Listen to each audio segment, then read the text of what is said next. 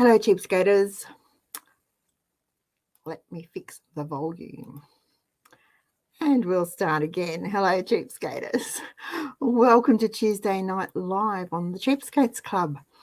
My name's Kath, and I'm the creator of the Cheapskates Club, where our goal is to live life debt-free, cashed up, and laughing, even in 2023. So if this is your first time visiting our channel, welcome. And if it's not, welcome back. Now, I have live chat enabled tonight. If you'd like to join the chat, please do. I see some of you are already chatting, and that's just lovely. You just need to be logged into your YouTube account or your Gmail account. That's a YouTube thing, not a Kath thing. I'd like you to feel free to ask questions, but could I please ask, though, that you type them all in uppercase letters, all capitals, just so they stand out in the chat. It flies by really quickly on my screen, and if they don't stand out, they get lost, and I would hate you to think that I was ignoring you. Okay. Oh, and as has become our habit, our routine, I'll try to stick to an hour for tonight's show. And anyone who needs to leave us at the end of the hour will be able to do so. And then we'll just keep the conversation going as long as you want to talk. We'll just talk amongst ourselves, and we'll solve the problems of the world our way. We might stay on topic, we might get a little off topic, but that's what makes this group so amazing. Okay, now let me see who's here. Oh, just got to close one little thing and open another. All right, Estelle's here. She was first. Hi, Estelle. And hello, Yvonne. And Estelle's having pizza for dinner. Yum. I don't even like pizza, but it sounds good, leftover pizza. Yvonne sent honey for takeaway.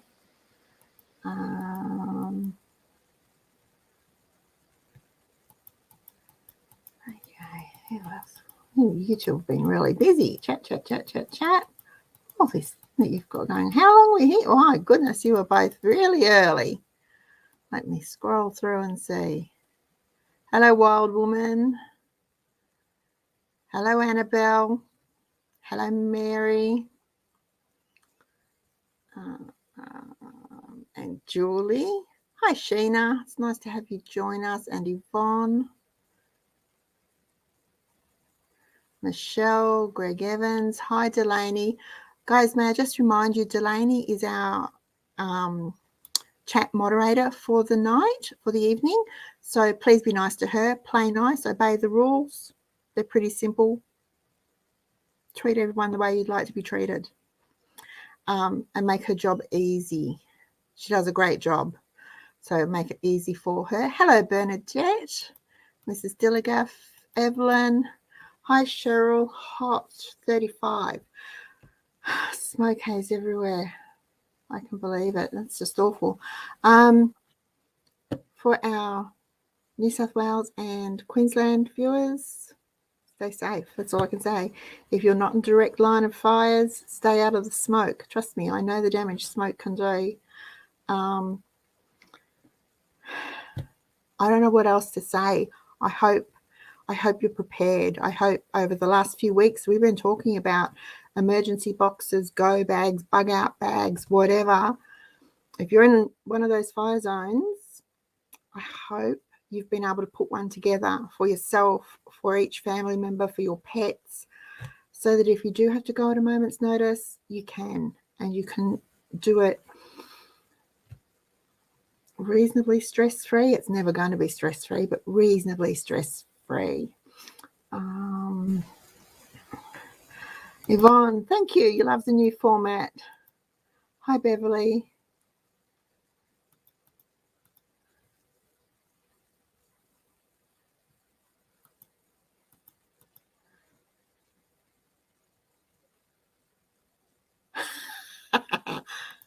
I love it. I love it. But play nice, you'll get in trouble. I love it. That's really good. Okay. Hello, Melissa.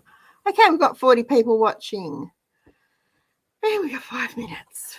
give people another few minutes to catch up. Daylight savings still seems to be throwing everyone into a bit of a whacked out routine. Does me too. I look out the window and think, oh, it's still early, and it's like 6 o'clock already. So then there's a mad scrabble to get everything done. Hello, Kelly.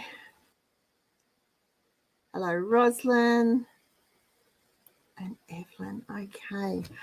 So we're up to 43 watching. Beautiful. I hope you've all had a really good week. It's been a bit of an up and down week weather-wise, an up and down week news-wise. You know, I heard not maybe 45 minutes ago, Australians are going to spend, hope you're all sitting down, not walking around holding your phone or something, out in your evening walk with your phone, $490 million on Halloween. $490 million on Halloween, and that is up an increase of 14% on last year. And yet they're still crying poor and saying they can't afford to buy food, they can't afford to pay the gas bill, they can't afford to pay the electricity bill, they can't afford their mortgage. But as a collective, our nation can spend $490 million on Halloween. What could I do with $490 million? What could I do with $90 million? Oh, my giddy aunt. It was absolutely a good thing I was sitting down at the time, because I think I absolutely would have fainted on Halloween. And I bet my back teeth that most of them don't even know the significance of Halloween. To them, it is just a fun holiday where they go out and torment the neighbours for chocolates. That's me being old and grumpy. Just atrocious, absolutely atrocious. And I suppose I shouldn't judge. I can't judge because it's their money. But when those same people then turn around and complain about interest rates being so high and not being able to pay the mortgage, or not being able to send their kids to school with a lunch, and so the school has to provide the lunch, do you want to just twist their ear? Do you want to just sit them in a corner and go at them? I just get so frustrated. So very frustrated. The lack of responsibility, the lack of self-responsibility amongst adults is just mind-boggling, absolutely mind-boggling.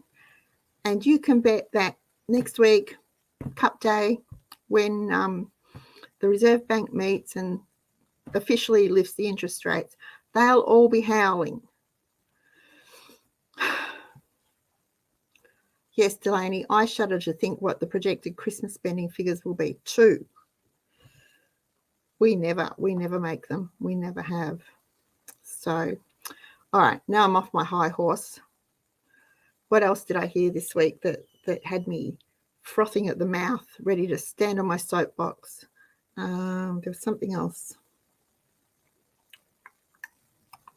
I thought, I have to tell the guys on Tuesday night, because they'll be pushing me off my soapbox so they can have their say.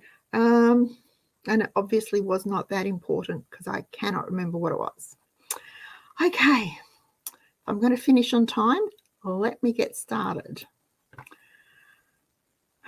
About a fortnight ago, and actually it was a fortnight ago, 2 weeks ago, which is a fortnight for people who don't know what a fortnight is. That sort of blows my tiny mind too a bit. We talked about preparing and the need to be prepared. Now, I think that's been my absolute favourite show to date. And I counted up this afternoon. I've done 420 shows since 2019. I didn't realise it was quite that many. I think the preparing, Cheapskates Prepare, I think that was my favourite show. last week we did the handmade Christmas show and tell, and I had a lot of fun with that. I absolutely loved showing off all my bits and bobs. I made this. I'm sorry, I just loved it. If you didn't see it, it's in the playlist. But I'm pretty sure, I doubt our whole Christmas altogether will come to, I don't know, we'll be lucky with us and our extended family and friends. I doubt we'll make, and with the food, maybe $400, maybe $400. I don't know, just that make me sound like a Scrooge, because I don't think I am. We have a great time. Everyone gets what they want. Anyway, so Christmas show and tell, that's had me thinking about Christmas, because, of course, tomorrow is the 1st of November. So that's when I'm going to start my 12 days of Christmas packaging and my 12 days of stocking stuffers. And tomorrow you'll probably get at least 2 videos, because there'll also be the November meal plan going up. Sorry, guys, you'll be inundated with videos over the month of November just to get them out, because I think everyone can do a really great Christmas on a budget, and do it so that it doesn't look like a budget Christmas. It doesn't look poor. Anyway, so I've been thinking a lot about Christmas and the gifts and the food and the holidays and the decorations and all sorts of things. I've been thinking about money, and just how easy it is to bleed money at this time of year, especially if you're going to spend all that money on Halloween and then Christmas on top of it. And in between, we've got Melbourne Cup. And I know people blow a lot of money on Melbourne Cup with the gambling, obviously.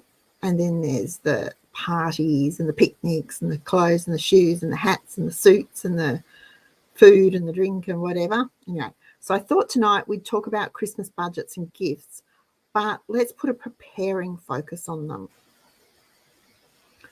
Let's not just put we thought you'd like this focus. Let's put a preparing focus on them, because I've said it for ages. I say it often. Don't be afraid, be prepared. So instead of giving someone, a gift basket of hand cream and soaps, not that that wouldn't be appreciated, and not that it's not a lovely gift that would be useful, how about you give that friend or family member or colleague or whoever, especially if they live in La La Land, so they're like, the government will fix it, someone will save me, how about you give them something useful for their preps? A good LED torch. Throw in a solar charger, because batteries go flat, and if the power's out, rechargeable may sound great, but it may not be rechargeable. The cost would be about the same, I would think, as a gift basket of toiletries, depending on where you get them from. If you get it from the body shop, you can probably get 2 torches and solar chargers for the price of 1 gift basket. One's just a little more practical than the other one. It's a little more useful for your preps. Now, I mentioned that I've added flints or fire starters to Christmas gifts this year. They're my concession to not doing a totally handmade Christmas. They are practical. They are useful. They never expire. They're more reliable than matches or firelighters or cigarette lighters. They generally fit in a pocket, so they're lightweight, they're compact, they're portable. And if you need to light a fire in the rain, your matches are wet, your fire lighters out, your gas lighters out of gas, your cigarette lighter's empty, your flint will light the fire. A flint could be a lifesaver. They're not overly expensive either.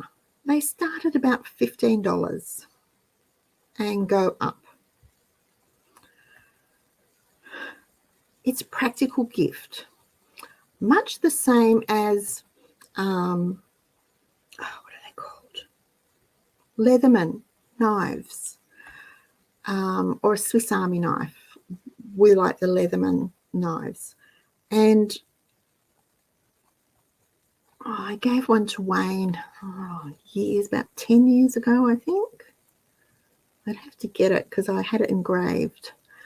I gave one to Wayne for his Christmas birthday combo about 10 years ago. He carries that with him every day and he uses it all the time. And he is always reaching for his knife to do something, for his Leatherman to do something, whether it's cut a piece of fruit or use the screwdrivery bit or the hooky bit or whatever. It's really versatile. Now, that was not cheap. That was not a cheap gift, but it was practical. You can get less expensive versions. It's a practical gift.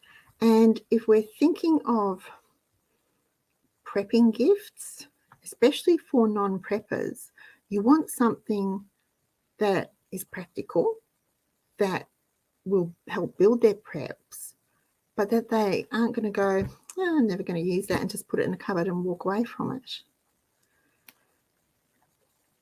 Personally, I love practical gifts. I absolutely love practical gifts. But just because they're practical doesn't mean they can't be attractive. I like pretty and I like practical. Combine them, I'm in heaven.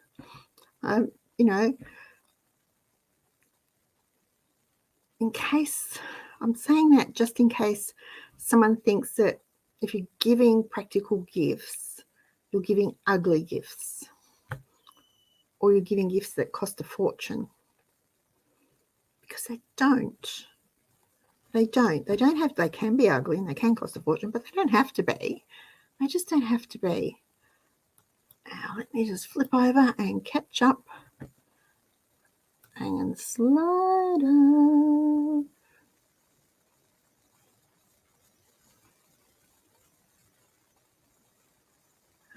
Slide. Yeah.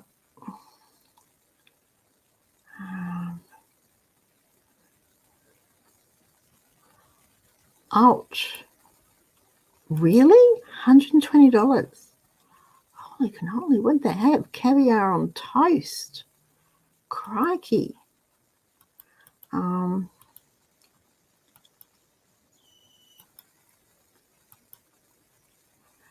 That's interesting, Estelle. We might come back, if you're hanging around later, we might come back to this because the key word there is seem. Some people seem to be rich while the rest of us are scrimping. I bet the people that seem to be rich only seem to be rich. They're not really.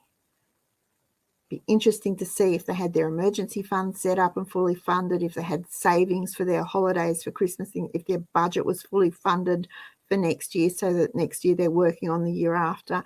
Would be really interesting to see if that were the case. But the key word there is seem.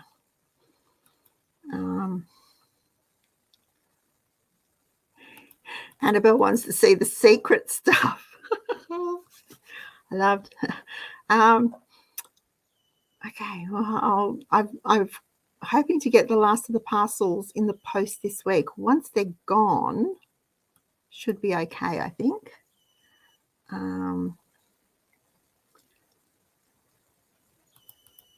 Hello, Sue. Hi, Kathleen.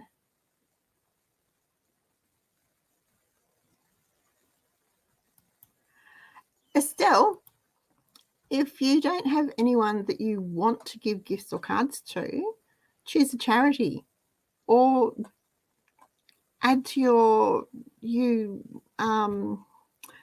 donate to your food pantry where you work, or do something like that if you want to.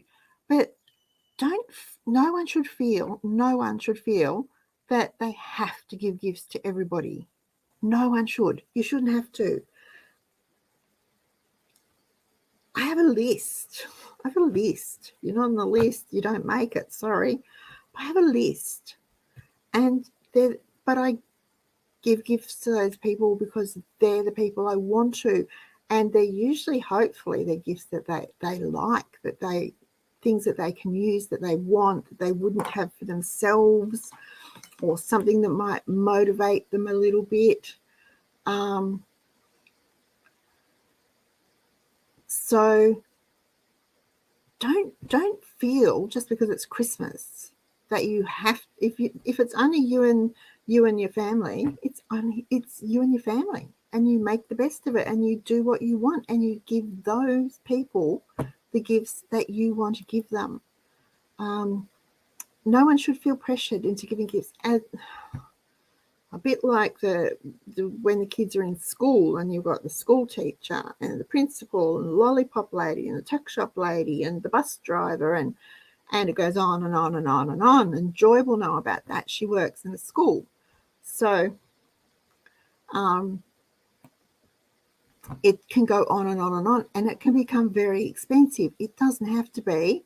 I've got a series of teacher / co-worker / random people we know gifts coming up too. So nobody should think that they absolutely have to give gifts. That's not giving a gift, that's being coerced. Don't like that idea. Happy anniversary, Kathleen.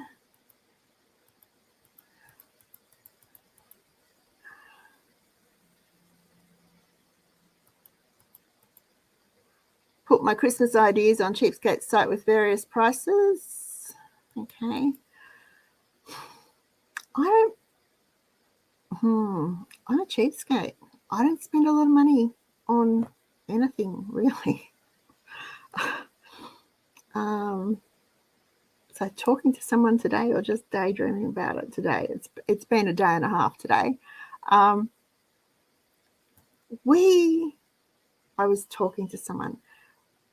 We live on what is classed as between a modest to a comfortable single retiree's income.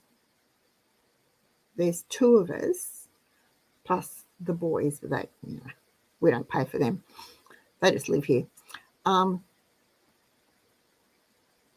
that's what we're living on now. Now, I know Cheryl was talking over on Cheapskate's Prepare about retirement. I can tell you we started planning for our retirement about 12, 13 years ago. And we've been working towards it ever since. We want to be independent. We will gladly take what we are owed, what is our due, but we still want the option to be independent if we need to be. So I'm a cheapskate.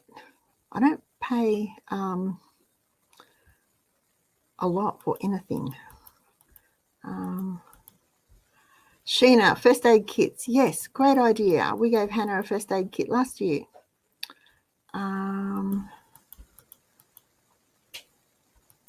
Chris Kringles. Yes, great idea.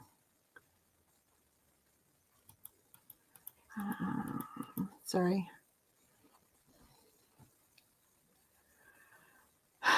Lots of birthdays early January, Yvonne.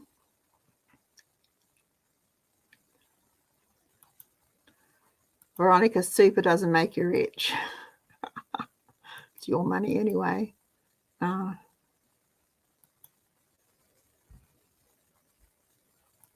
you've lost your list. Okay. Okay. When we were broke, we gave each other. Oh, wow, they've gone again. Okay. Let me get back to my notes. I'll come back to that. Okay. So another thing I do every year is hampers. I have a few people on my list specifically. Every year they get a hamper. sometimes, or most of the time, there's basic things in there that they absolutely like, so they get them every year. They ask for them, they expect them, they want to know when they're coming. I tried to leave them out one year and that didn't work, so they're back in there. But I also try to switch it up, so it's a little different, because it's a bit boring getting the same old, isn't it? Now these hampers are pretty much handmade, homemade treats and items.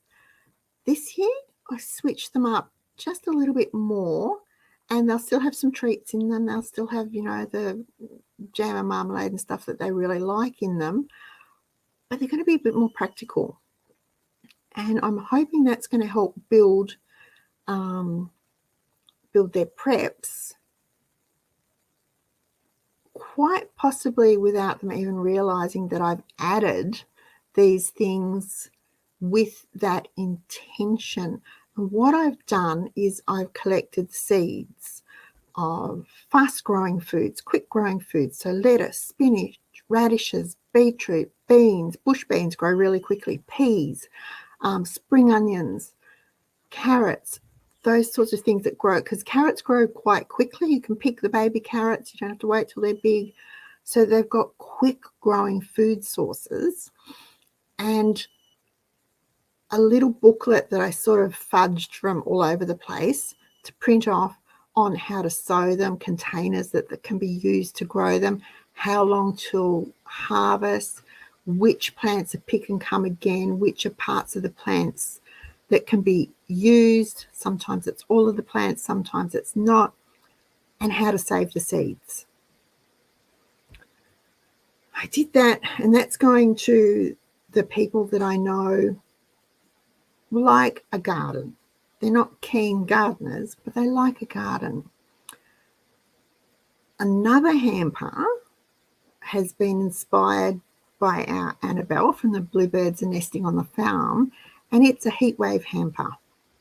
So I put in some reusable ice cube trays, some disposable ice cube bags. Oh my gosh, these things are great. I use them for lemon juice. They are brilliant. There's a jar of Moo electrolyte powder and the recipe to make the electrolyte replacement drink, a water bottle or bottles, depending on who's getting it, a little thing of sunscreen, personal misting fans. Oh my gosh, these things, they were in our stockings a couple of years ago. We got them from Kmart. They're about $5 each. Fill them up with water, put the batteries in, turn them on, and just, they are so good. On a really hot, stifling day, they are really good. And old-fashioned hand fans, like the old ladies use in church. I found those at our $2 shop. I was like, I'm going to snaffle some of those. They will be handy, and they will. And some of the cooling neckties that I've been making have gone into those. That's a heatwave hamper. It's all things that can keep you cool easily, that you don't have to spend a lot of money on, but part of your prep. So if the power's out, you can't make ice, but you can put some water in your fan and turn it on. You can wet your necktie and wear it, that sort of thing. Now, Kmart also have a rechargeable personal evaporative cooler.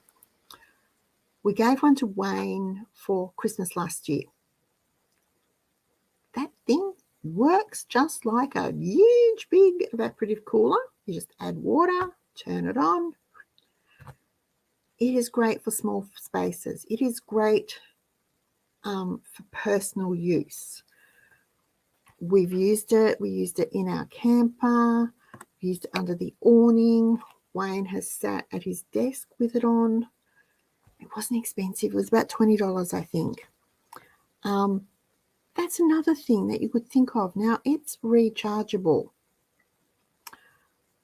I'm thinking, in a heat wave, if there's a chance of blackouts or brownouts, then anything that is rechargeable is going to be very handy. If you can excuse me, now I've got the hiccups. If you can recharge it, to do that, you'll need solar chargers. Now, a couple of years ago, I gave everyone portable solar chargers. They're about $20. They're not whiz bang super fantastic. Come on, guys, they're $20. What do you expect? But they work. And if the power is out, we'll be grateful that they work. They're going to be better than a slap in the face. It might take twice as long to charge your phone, but it will charge your phone. If you wanted to spend a bit more for something like that, or you can convince the rest of the family to chip in perhaps for a group gift, portable solar panels and an inverter would be a great gift. Now, again, you get what you pay for. So check the wattage on your solar panels. The lower the wattage, the longer it's going to take to charge. Doesn't matter if the sun's shining right on it, it's still going to take a long time. So do your due diligence and look into them. But you can pick them up for about $50, $49, $48, $49, $50. The lightweight folding solar panels, and then just get an inverter so that you can plug it in. You can use something. Again, if there's no power and you need it, it's better than a slap in the face. Another really good thing to add to your prep supplies or someone else's prepping supplies, great gift, especially for kids, solar lanterns. Now, you can get them camping shops, Anaconda, Aussie Disposals, RV Superstore, Kmart. I'm sure Target have one too. Anywhere like that, Big W, they start about $10, $12 each. They go up, they get very expensive. Depends on your budget, who you're giving it to. If you're giving it to a child, is it worth spending a lot of money? Because even if they look after it quite roughly just by nature of being a child.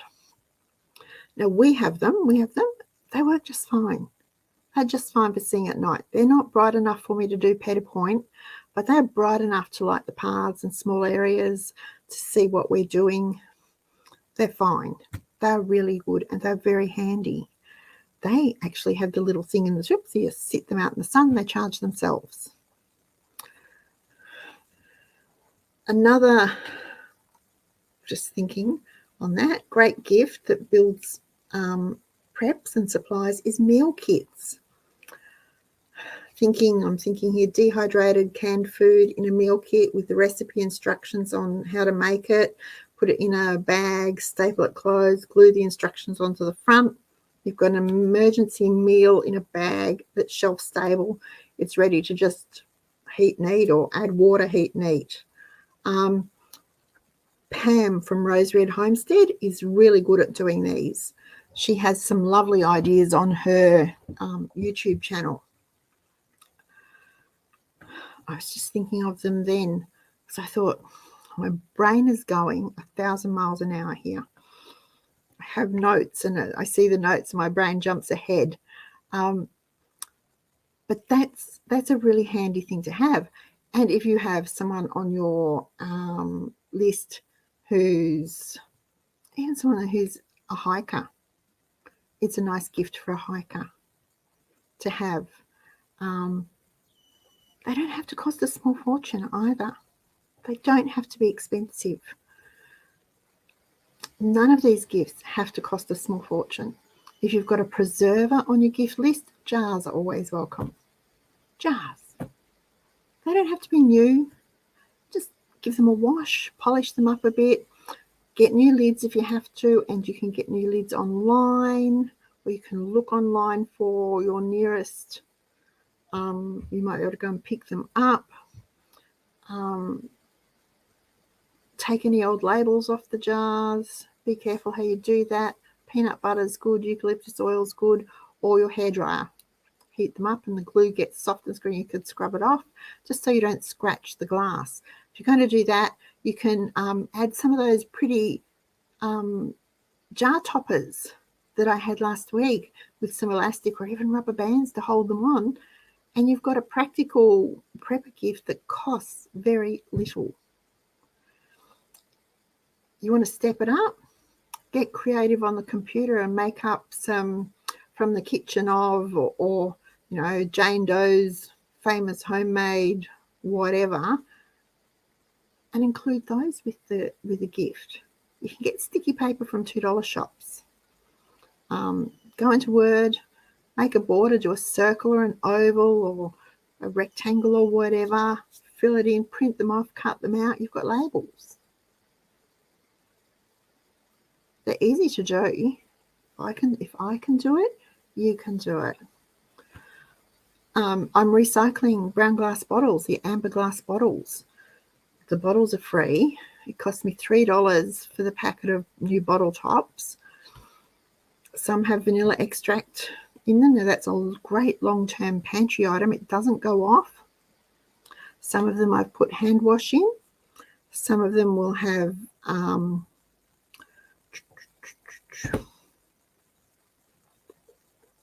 bubble bath in them. They don't cost much. Those three things, vanilla extract, hand wash, bubble bath, they are all handy things to have.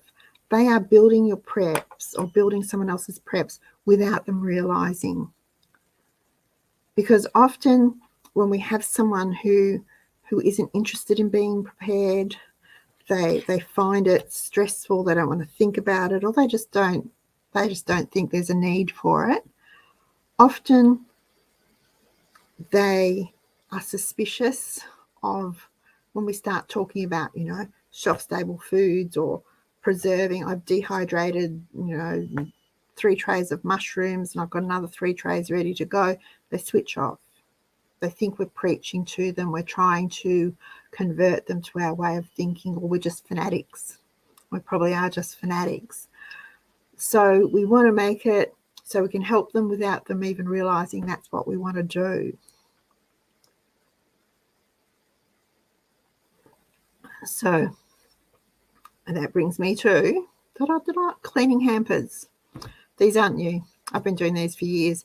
But if you've got someone who needs a boost with their preps, then a laundry hamper with a box of laundry soap, a packet of washing soda, a tub of borax, a printed copy of the washing powder, Cheapskates washing powder. You could throw in a grater. You can pick up graters for 50 cents from the op shop because you don't need a new one.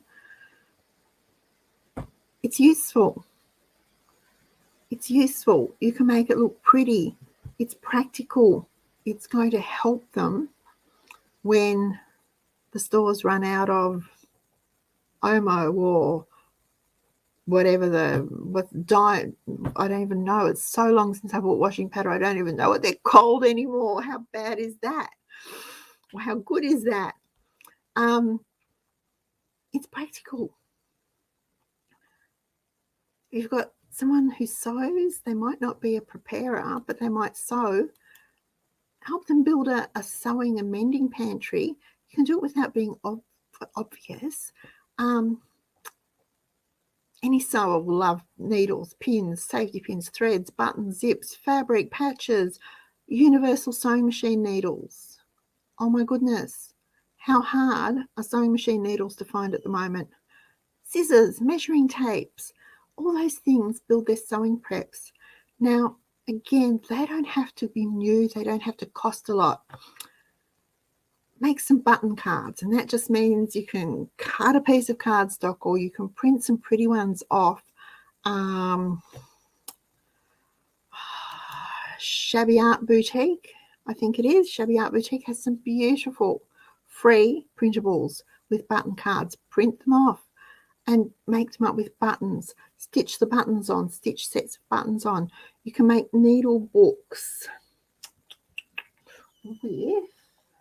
Had something here. I thought, oh, do you remember the little, it's gone.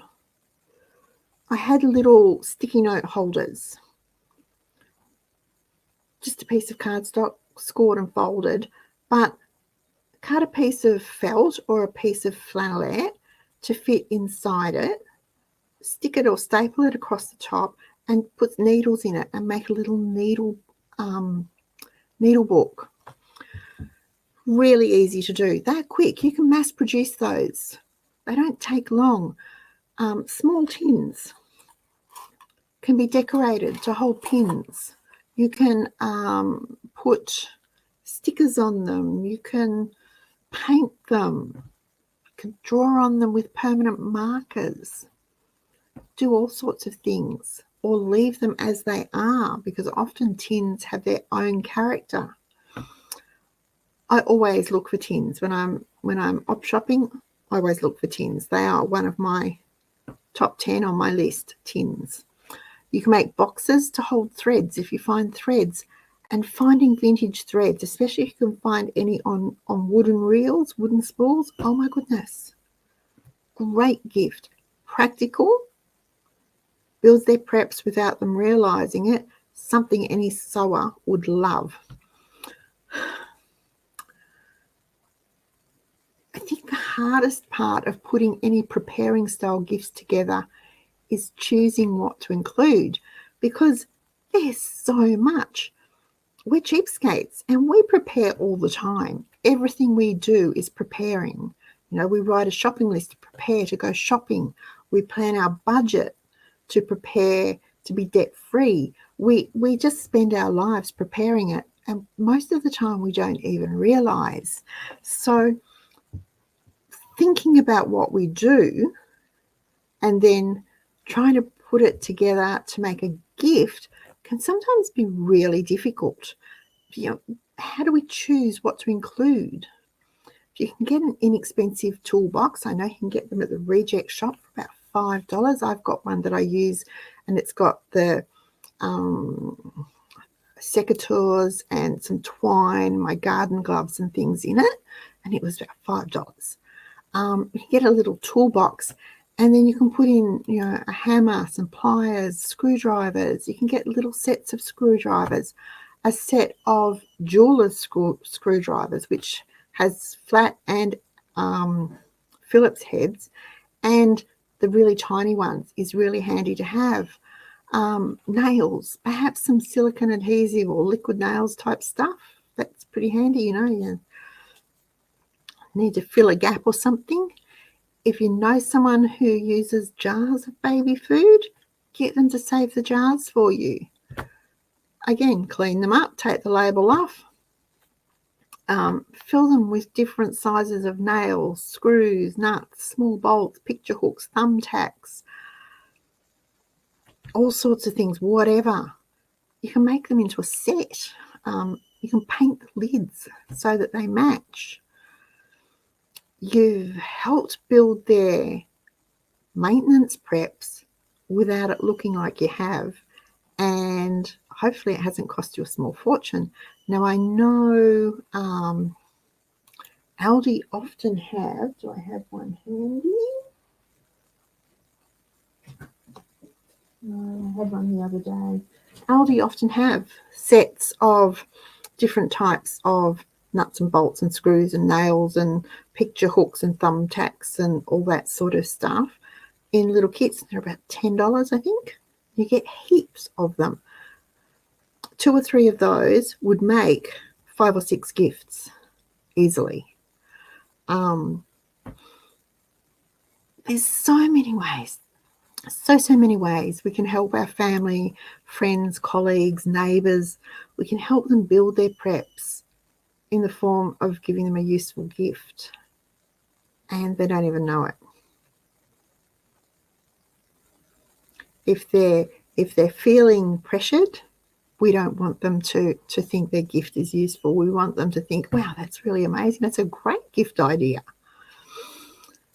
Okay, let me flip back over to here and go back up here. Oh my.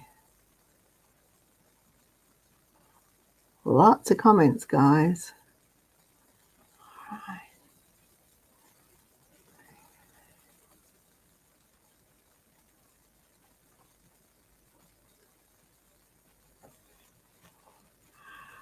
I love that, Yvonne. When we were really broke, let me go, really broke, we gave each other a magazine and a chocolate for Christmas and still keep up that tradition. I think that's lovely. Well, but you know what? That's not a cheap gift. Have you seen the price of chocolate?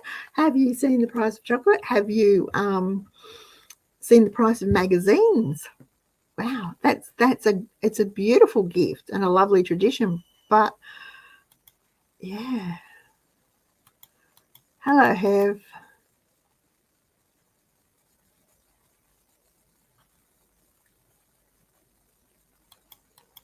That's nice. The church has a light celebration instead. I like that idea. Winter, great idea. Blackout related, perfect. Great idea.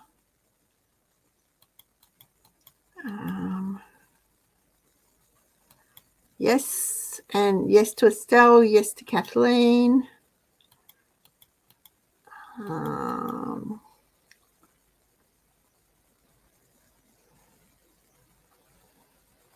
Haven't seen the camping water coolers with a fan for $19, Veronica. I'll have to have a look.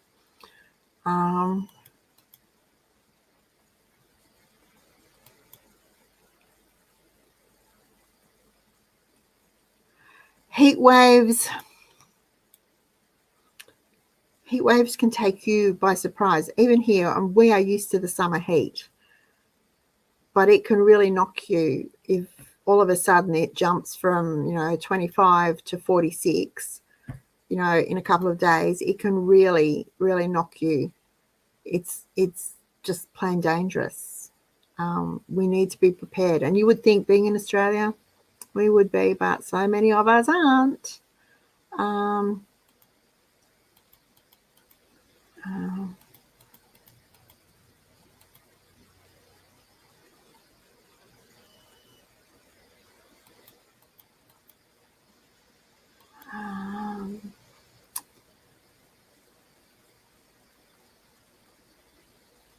Cool.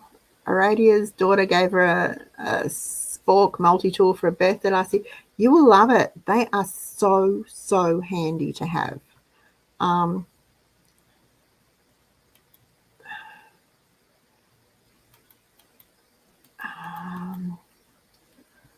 Small tent, yes.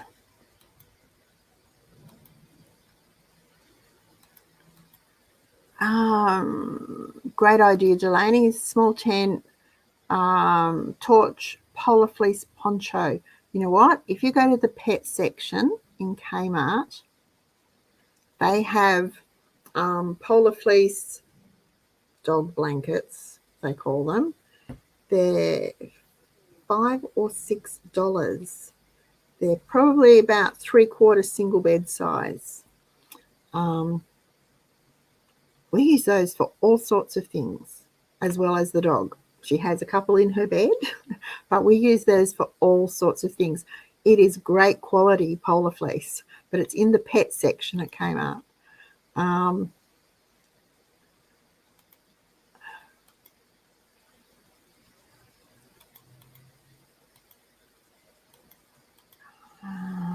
Hi, Maureen.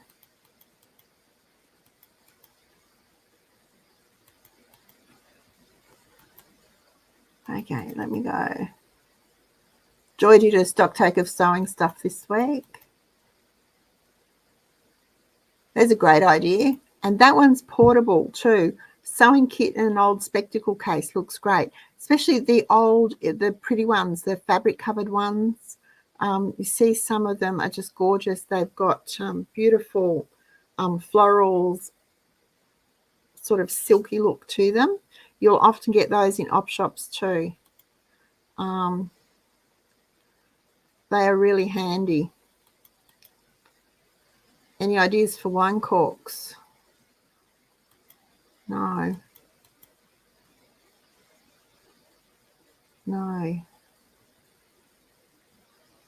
Can't think of one. Mainly because I don't use them, don't have them, never come across them.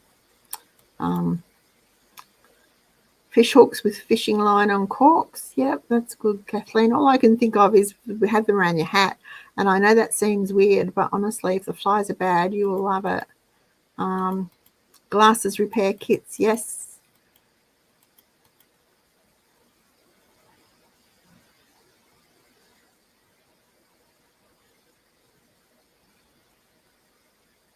Yep, I did the same thing, Kylie. Christmas was very much, practical things like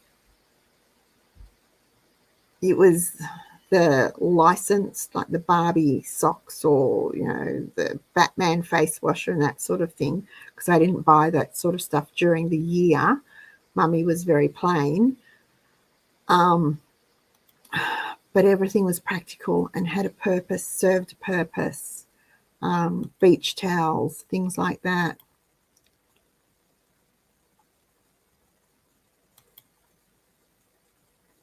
Ooh, $22 for picnic baskets. Picnic baskets are really expensive. That's not a bad price. And even trying to do one on your own, buy the basket, find the bits to go in it, the plates, the cups, the cutlery, the salt and pepper, whatever you want to put in it. It all adds up really quickly. Picnic sets and picnic baskets are very expensive.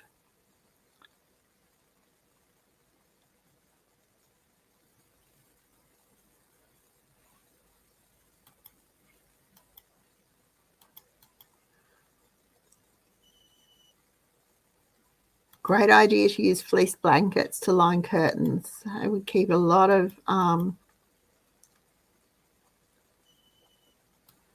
there you go, Kelly. Beverly's got an idea for you. Hello, Coralie.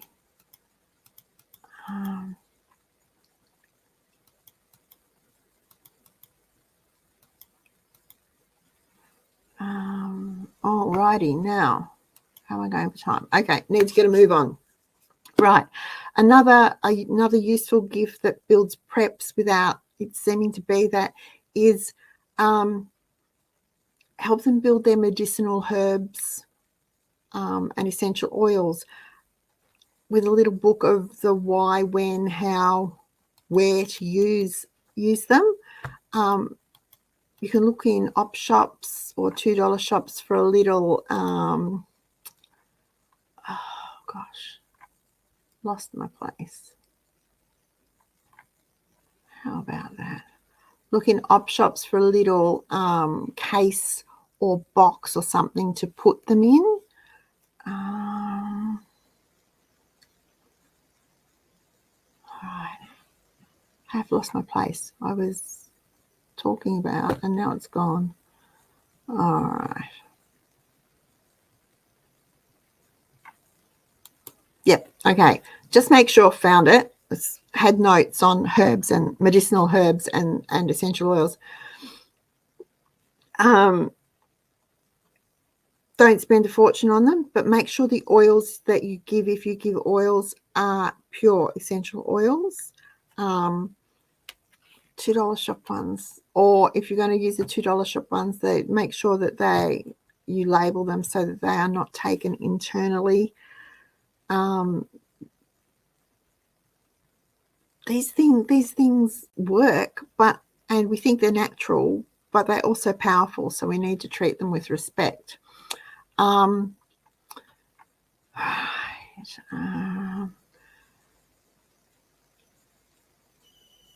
You can find cute little suitcases sometimes in $2 shops, or you can look online and find one. Now, I know there's one on Mixed Up Craft. That's Sam Calcott's channel, and it's a beautiful channel for paper crafting, and she has suitcases. It's where I cased the idea for my chocolate briefcase from.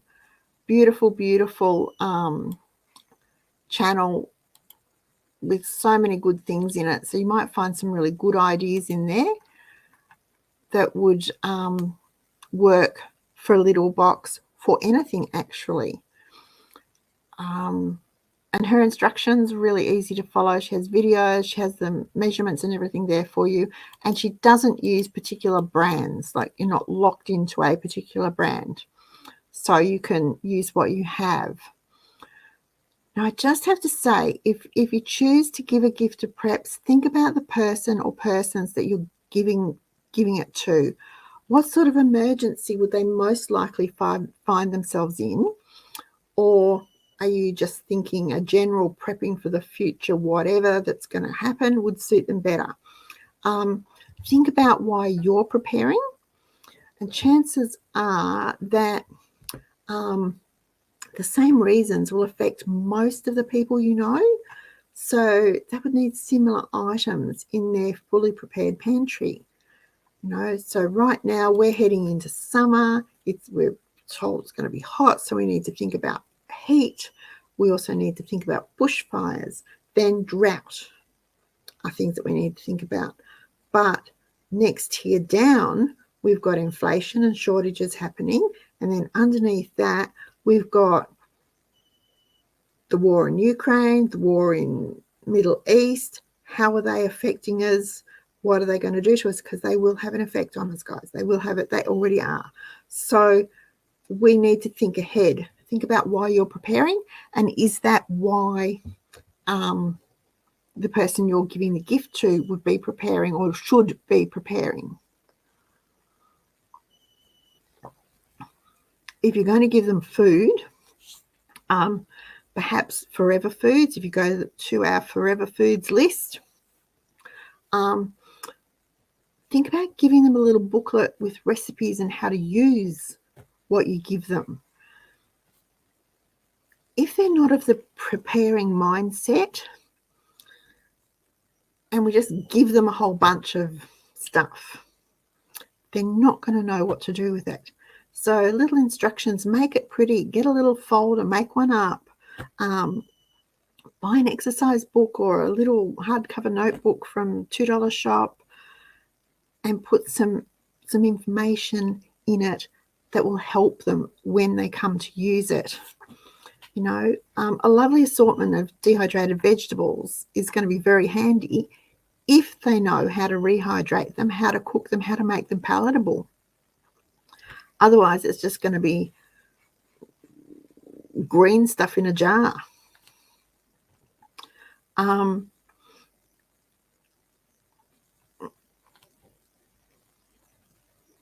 Do what you can to make it as easy as possible. And I know it shouldn't be our job to do that. But if we have someone we love that's not, just doesn't have that part of their nature, is not responsible, then perhaps we need to help them along as best we can.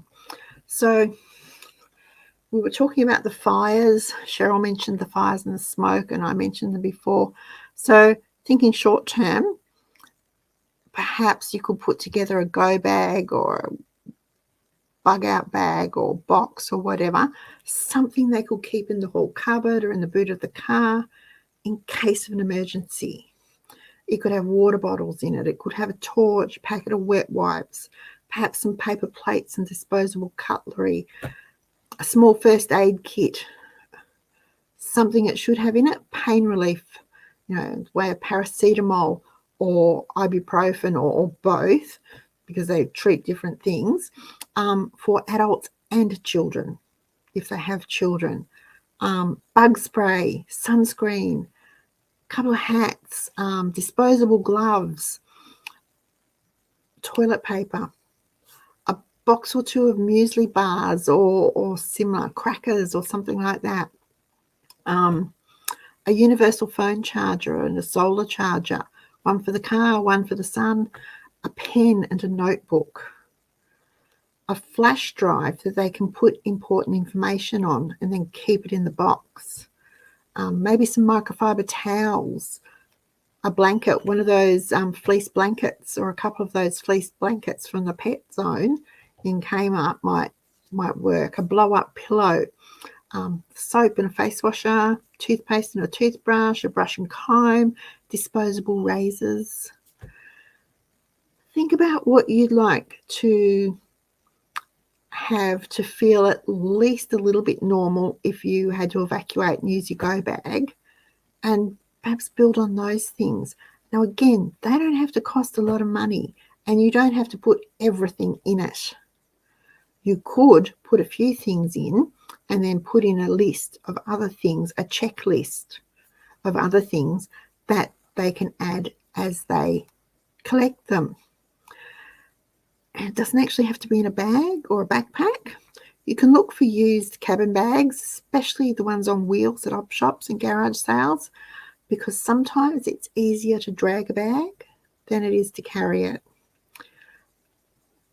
All of these things can be done on a budget, whether it's a tight budget or a loose budget. They can be done. What you give is up to you.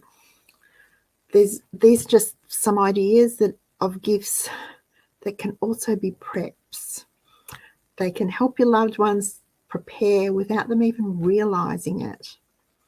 Oh, another idea, something else I was thinking about this afternoon, a home organization binder. I don't know what else to call it. These things were so popular in the early 2000s. Everybody was using them. They were all over the place. They had sections for important documents and important phone numbers. Like these days, I'd add email addresses to that. They had a place for insurance details, the policy, the description of what's covered. There was a section for medical information, immunization details, all that sort of thing.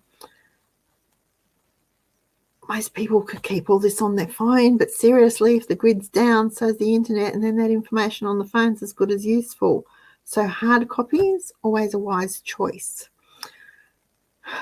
Just a few things that we can give that don't cost a fortune, that we can get a present crossed off our Christmas list, that are actually useful and could be, life-saving, or at least help make someone else comfortable in a shell grit hits the fan situation. We don't know what's around the corner. We don't know what's going to happen tomorrow. Anything could happen tomorrow. We have no idea. But we can do our best to be as prepared as possible. And if we can do that and help someone else at the same time by way of gifting your knowledge, your experience to them in the form of something practical, it's a bit of a no-brainer, really, I think. Okay. So, there we go. 8:32. Just zipped in. I'm going to say goodnight to everyone that has to go now, and we will just keep talking amongst ourselves with other things. I'll slide up. Goodness, there's lots of comments now. Here we go. Okay, so if you have to leave us, thank you so much for joining us. Before you go, if you haven't already given me a thumbs up, I would really appreciate it. And if you are not already subscribed to the channel, I'd really appreciate, I'd be honoured, in fact, if you would hit that subscribe button and choose to subscribe to our channel. Those two things help us with YouTube, makes us easier to find amongst the billions of YouTube channels. And of course, the easier it is to find us, the easier it is for us to spread the message that it is absolutely possible and perfectly okay to live life debt-free, cashed up and laughing, even in 2023. And lastly, if I've missed a question, I apologise. I'll go back through the comments later and try and answer it. But there's a share button. If you know someone who might like to know about cheapskates or might like this video, just hit that share button that sends them a link. We don't harass them. We don't send them anything else. That's all they will get is a link to the video. It's entirely up to them if they choose to watch it or not. So, all right. I'm going to have a drink.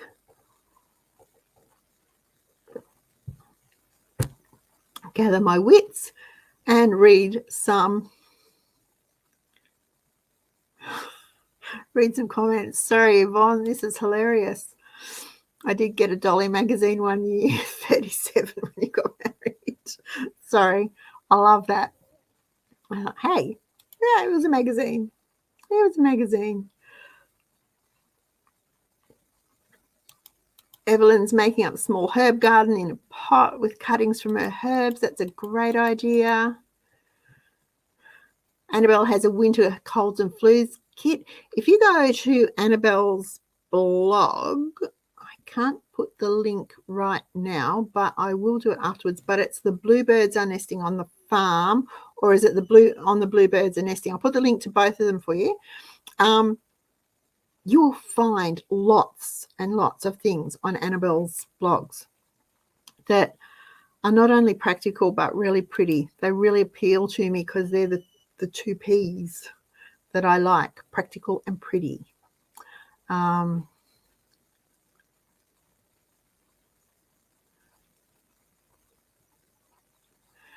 Cellophane, Lisa says cellophane is good, or scrunched up paper for making baskets look good and uses up some of the space and lessens the amount of goods you need to put in them. Yes, it does. Yvonne says a backpack with plates and cutlery was one of the best presents she was given. The bag was from an op shop and had compartments to put things in. Yep.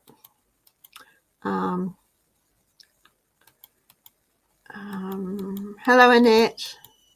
Hello, Roseanne.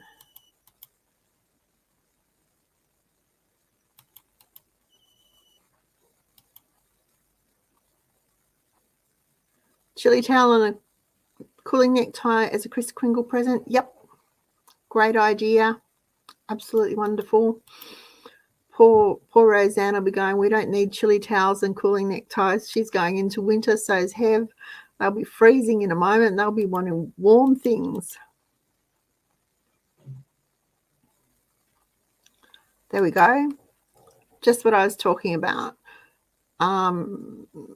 Roseanne gave her son a binder with plastic pages to insert documents in. So important documents were grab and go. Exactly. Really important.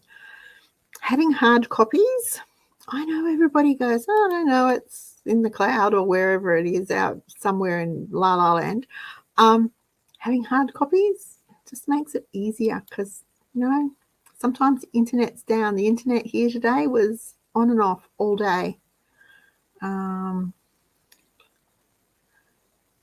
Paper maps, identity documents, yes. Hello, Kathy.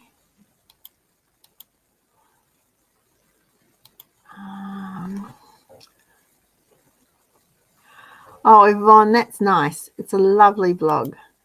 Okay. Yes, having all your documents in one physical folder makes everything so much easier. So, how are you all going with your preparing? Are we all getting ready? Are we all ready for Christmas? So much to do and not enough time. Thumbs up. Yes, thumbs up will be lovely. That would work really well for me. I would like that if you wouldn't mind. So, no questions? Anyone got questions? Ask away. Ask away, ask away. Why can I not? Oh, I'm clicking on the wrong thing.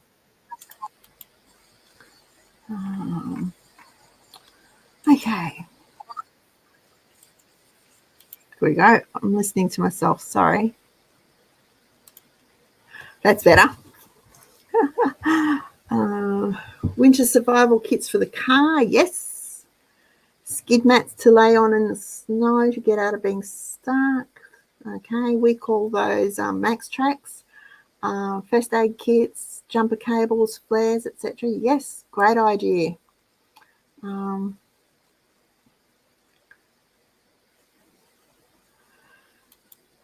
Great idea. Yeah, Yvonne, we have, I've probably talked about this before. We've got a picnic basket, and even if we're just going, like one might say, let's just go for a drive this afternoon or something, we'll usually fill the thermos, pick up the picnic basket, and it will have tea and coffee in it. It's got little milks in it, the little UHT milks, or sometimes I'll throw fresh milk in. I usually throw in some fruit, some crackers, If there's any cake, I'll put cake in. We go fully prepared to, in case, just in case. I think I've got a story over on Cheapskates about the just in case picnic basket. Just in case, because you never know, and especially we go all to all sorts of weird and wonderful places. So sometimes we can get stuck. We've been stuck a couple of times, and been very grateful of the just in case picnic basket. Change of clothes in the car, that's a good idea.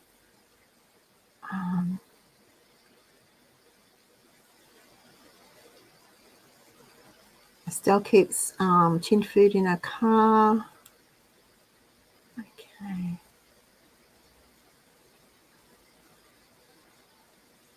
Very good. All right, I'm still trying to think about what I was on my soapbox about this afternoon. If anyone had been here to listen to me, they would have got an earful, had an earful. I was quite worked up about whatever it was. Something, I don't know. And then last night, guys, what about last night? What do you all think about employers wanting to cut the wages of people that work from home?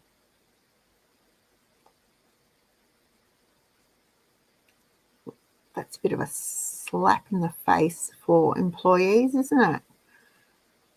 Just because you're working from home, you have to, you earn less. You're still doing the same job, you've still got the same responsibilities, but they're going to cut your wages. And I'm thinking, seriously? Have to say, this would be the first time in history that I have actually said I would stand with unions on this one. And I would. I think that's disgusting. Okay.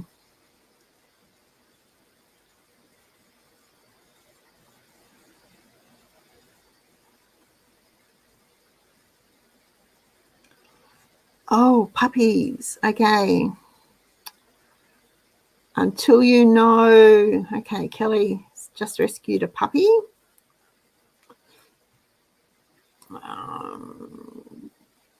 Any saving ideas? Okay, until you know what sort of food puppy can tolerate, do not buy big bags or lots of tins. I don't care how cheap it is, because there's nothing worse than a puppy eating food that's going to upset him, and then you have to clean the messes up, because trust me, they are messes. You don't want to do that. If they said he's going to be a medium dog, ignore it. Usually they turn out bigger than they're supposed to be. Rescue dogs are usually come with baggage. Our Lacey dog did. She was a bit of a, she still sometimes has problems, but she has,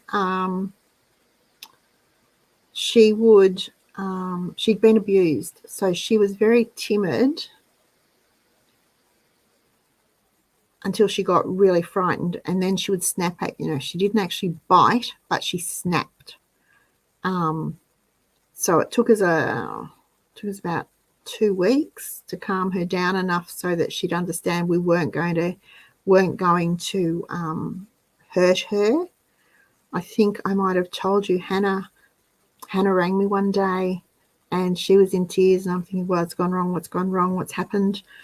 And she'd been in her room and opened her cupboard, and the dog followed her in, opened her cupboard, and she took out her leather belt, and Lacey went into a meltdown. She cowered in the corner, she cried, she curled up on herself, and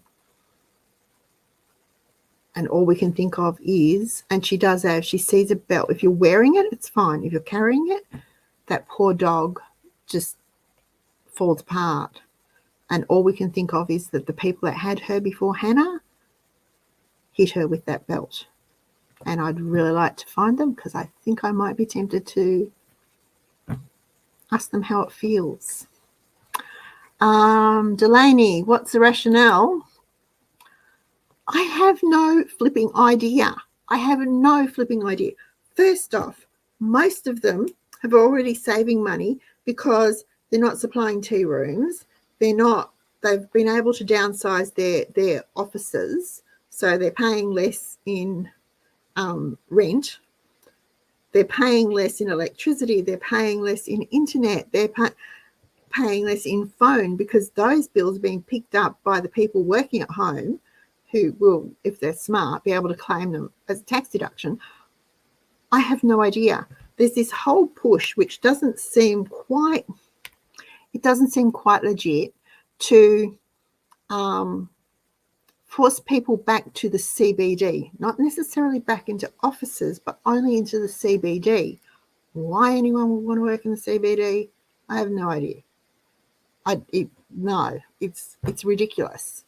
I don't know, but if they want them to work in the office, just say, hey guys, from the 1st of December, everyone's back in the office. If you don't like it, then you look for another job. But it's absolutely appalling that they would even suggest it. That you're still expected to do the same work, have the same responsibilities, maintain the same hours, but for less money. Yeah, no. Not going to work. Not going to work. Boiled rice and chicken, yes, for puppy.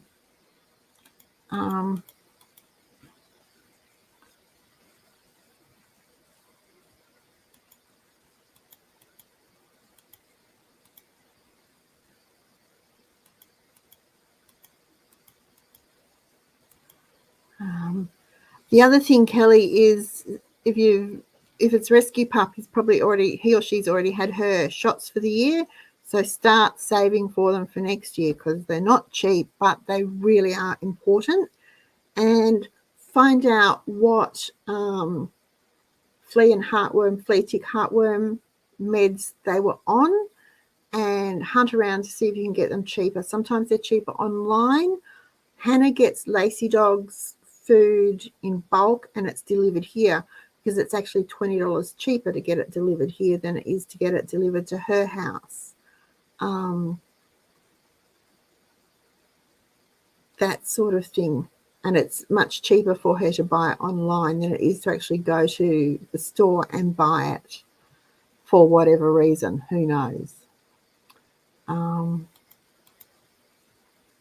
So, yeah. Aradia, I have no idea if they're going to cover the cost of the work from home. Of course they're not.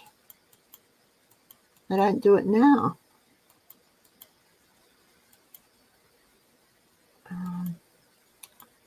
Okay.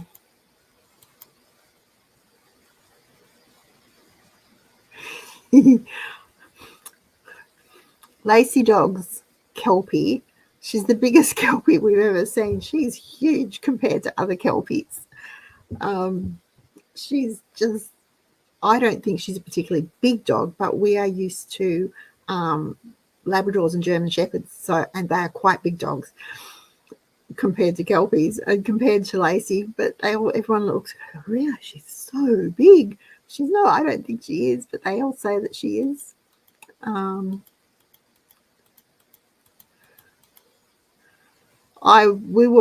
and I were both in tears. We were talking when she was ringing me about Lacey. We were just, I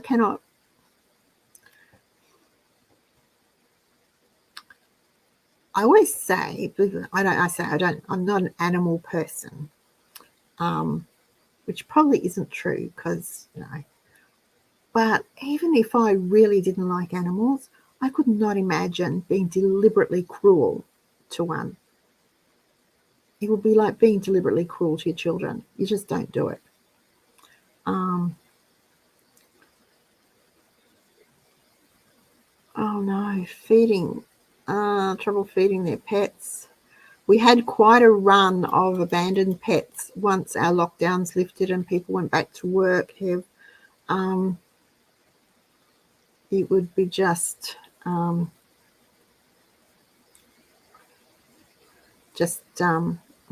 sad.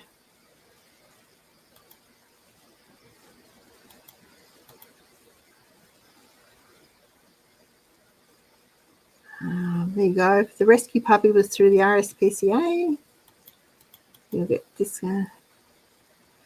Well, everyone that's working from home, there was an allowance that's now been cut. You should be able to keep records and claim part of it on your tax.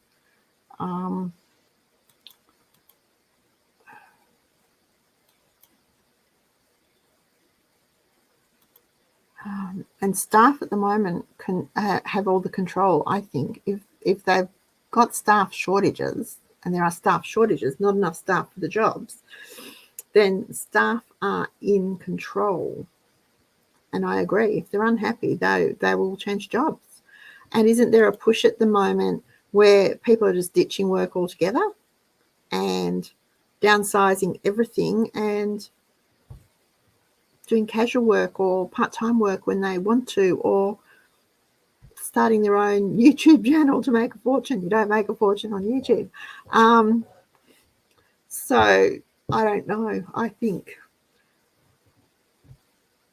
they didn't actually give a reason for it other than they want people to go back into the CBD. But I would never. I hate the city. So dark and crowded, and the buildings, and it's very overpowering. I don't like the city at all. Your baby's beautiful, Maureen.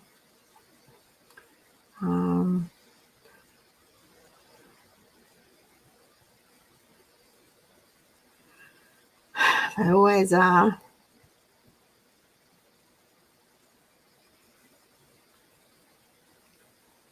Yep.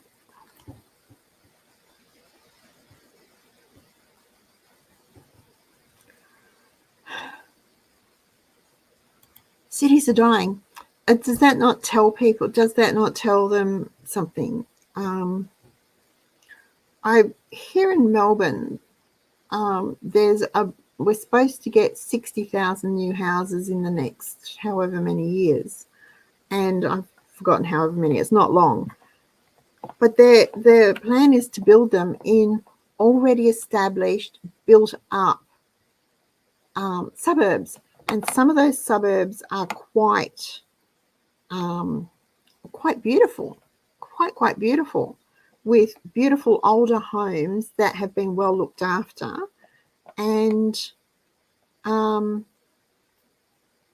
want to go and build all these extra houses where there is no spare land, and it's not where people want to be. It doesn't make sense. It's not where the housing is needed. It just doesn't make sense to me. But then I'm not a town planner, obviously. And you've got a new cat. Cats are always spoiled. They can't help it. They just give off that, they have that I'm the king of the castle.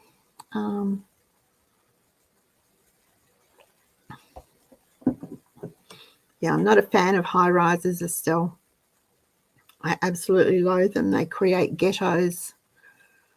And I do not like them at all, and I don't care how fancy they say they're going to be and how many architects' impressions they give you with towering, cascading green stuff or whatever. It never turns out like that. I absolutely loathe them. I think it's a shame when you've got suburbia that is where people have room to breathe, kids have room to play, you can have a garden, might not be huge, but you can have it, and bingo, bango, bongo, all of a sudden you're crowded out by, 30-story high towers.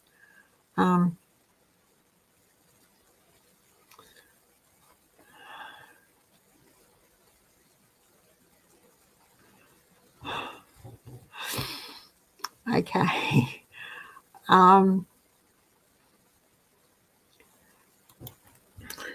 My issue is, if you go to a new country, if you want to go to a new country to start a new life, you don't take your old life with you.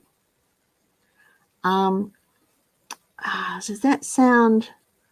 I don't mean that in any sort of horrible way, but I don't understand why you would come to somewhere with wide open spaces and absolutely beautiful countryside to live in a ghetto, in a concrete ghetto. It doesn't make sense to me. You don't, that's not why you would move. It's the same as people who immigrate but bring their politics with them. They move to get away from the politics or whatever, but bring it with them. They don't leave it behind. We saw it here in the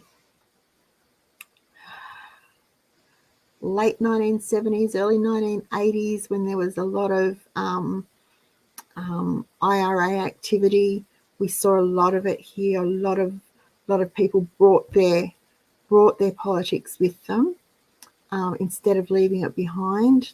They wanted to start a new life, but they didn't. They just moved it to a different country. It doesn't make sense to me.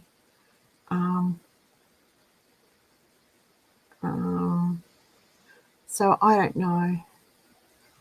I think it's, gosh, the lighting's bad. I don't like it.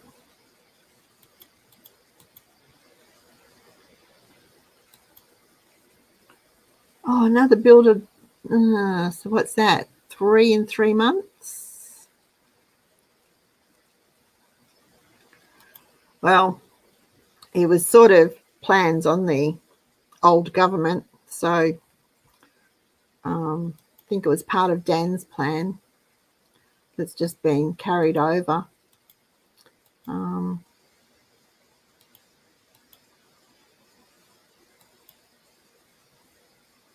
Yep. I think if you want to, I think that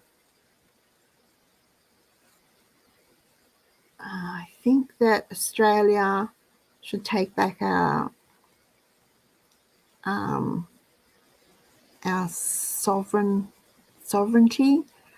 I think that if you want to own property in Australia, you're an Australian citizen or a permanent resident.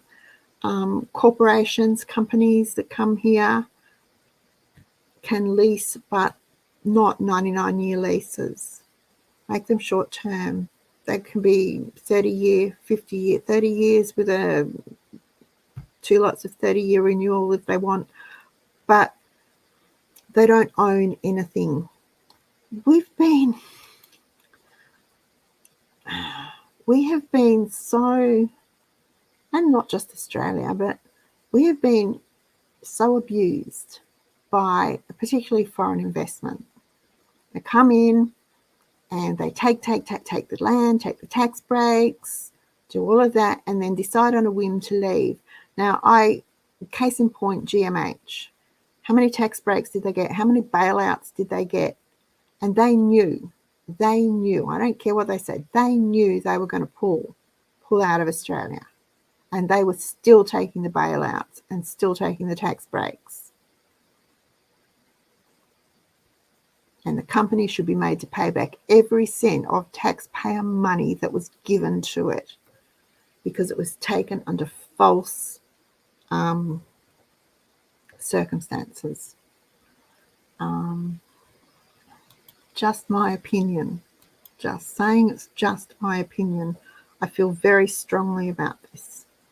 You want to come to Australia and invest in our country, that's fine. But it's your money, not ours. I don't want to pay for the rest of my life, which is what I'll be doing, and my children will be doing it, my grandchildren will be doing it, for a foreign company to make billions offers. Quite a bugbear of me.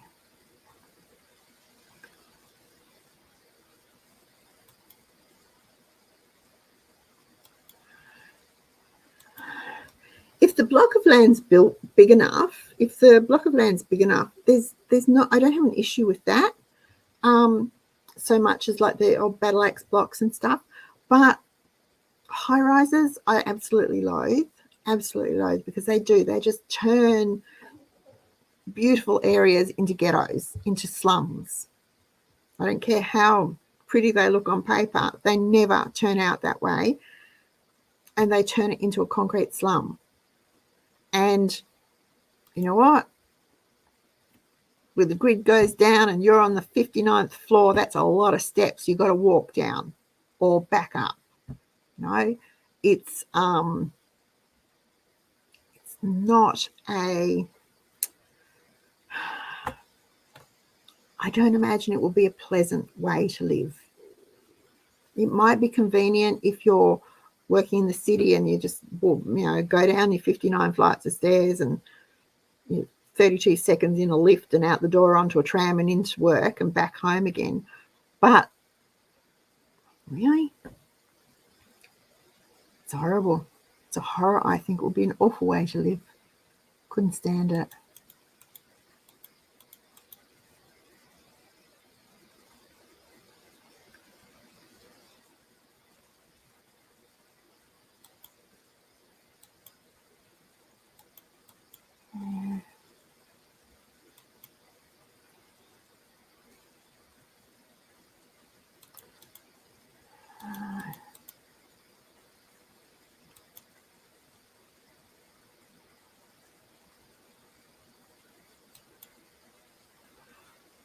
Holy cannoli, Annabelle, that's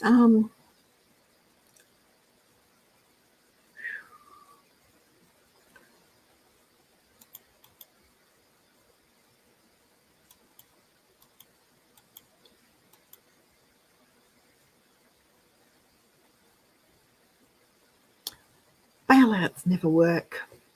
They never work. Sinking ship can't be saved.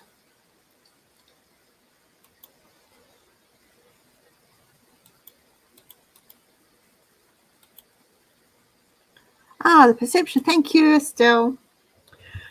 I was thinking, raising my brain. I think that, Estelle mentioned a few comments back, and I won't be able to find it, that people seem to have a lot of money. And I said seem is the key word. Do they really? Do they really have a lot of money? Because if they did, they'd be debt free. They wouldn't have the credit card debt. They wouldn't have the mortgage. They wouldn't have, or they'd be close to well, they wouldn't have the credit card debt. They'd be close to eliminating the mortgage. Now, the what did I say? In Victoria now it's 980,000 roughly approximately is the median house price, $980,000. How many years do you have to work to earn that much? You're on a mortgage that high? That's atrocious. Someone mentioned today there was a property in Sydney in Cabramatta. Just a house, 3-bedroom, 1950s brick veneer house in Cabramatta, which is just a suburb of Sydney. Southwest, sort of, I guess, isn't it? Next to Liverpool. It was on the market and the reserve went to auction. The reserve was $2 million, which I personally think is outrageous. But anyway, it actually sold for $4.6 million just on Saturday. And I was like, really? I said, well, it couldn't have been. It couldn't have been a family that bought that, because who could pay the mortgage on a $4.6 million? Who could pay? I can't even figure it out. My head couldn't do the sums. and I still had to be a developer, and they'll knock it down and high rise it. No, it was a family. They're going to live in it. They will knock it down and build a house, so they'll spend even more money. Oh, my giddy aunt. And I have to say, Cabramatta is not even a really nice. There are nicer suburbs in Sydney. There are nicer suburbs in Sydney. But that's more than double what the reserve was for that house. And it is just a 3-bedroom, 1950s brick veneer, tile roof. That's it. Nothing special. I couldn't.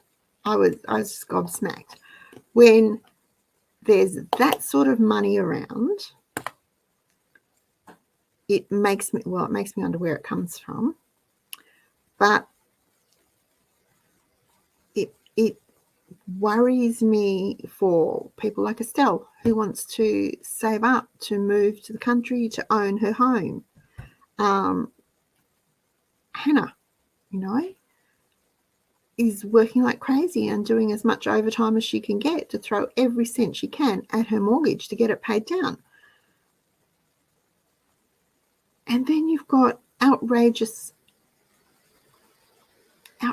prices like that being paid. It doesn't make sense. It truly doesn't make sense. And it's a false perception of the value of the other homes in the area, because it will push the median price up. Of course it will. But the other homes aren't worth that much. They're just not worth that much. It's terrifying, absolutely terrifying. Those other homes aren't worth that much. I wonder how, if interest rates keep going up, and they say they're going to go up till April next year, so that could put them up around, 7%, 7.5% maybe, depending on whether or not we can get inflation under control. Because, of course, making things more expensive really helps to get inflation under control. I just wonder how, well, for a start, it can't be justified, but how they perceive the value, how they see that it could possibly be worth that much money. Because it can't be. It just can't be. And I know something is only worth as much as someone is prepared to pay for it. But in reality, it's not worth anywhere near that. It does not make sense. And so when these people get their mortgage and it jumps up to 7%, and I have no idea what the repayments on that would be, does my head in. Even if they left a 20% deposit, they're still paying $3.5 million mortgage. That's outrageous, guys. That's just outrageous. It does not make sense. Where does the money come from? How can they afford it?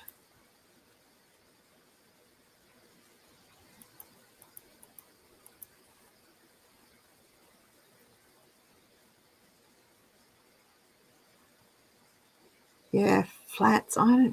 Look, when you are young, you're single, you're just married, no kids or whatever, flat, fine. It works. You don't need to, you're saving up to buy your own home and whatever. You don't need a lot of space. Smaller, cheaper is better. But I couldn't raise a family, I can't imagine how they do.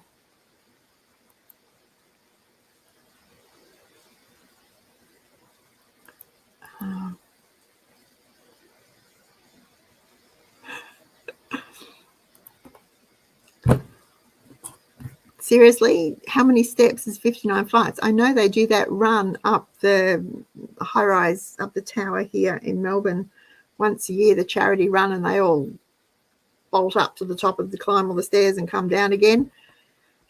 Idiots that they are. And seriously, you know, there are days I have trouble going up and down the 4 steps out the back. So I'd never managed 59 flights. And you imagine no power. You got to lug your groceries up and down? No, because the lift doesn't work if there's no power. So it's just ridiculous, totally ridiculous. Or imagine being in, what's the one, the great big one in Dubai. How many floors is that? That's huge. It's 100 and something. It's just ridiculous.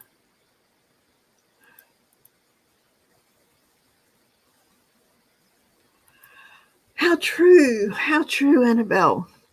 I keep thinking that, you know,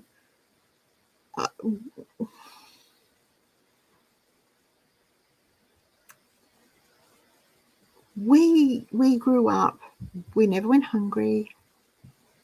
We didn't go without anything we needed. But we certainly didn't. We didn't go on flash holidays. We didn't eat out all the time. Although when I was growing up, eating out all the time, you know, it was the local Chinese restaurant for a special occasion if you were lucky. And then you had a choice of fried rice, chicken chow mein, and beef and black bean or something. It wasn't, you know,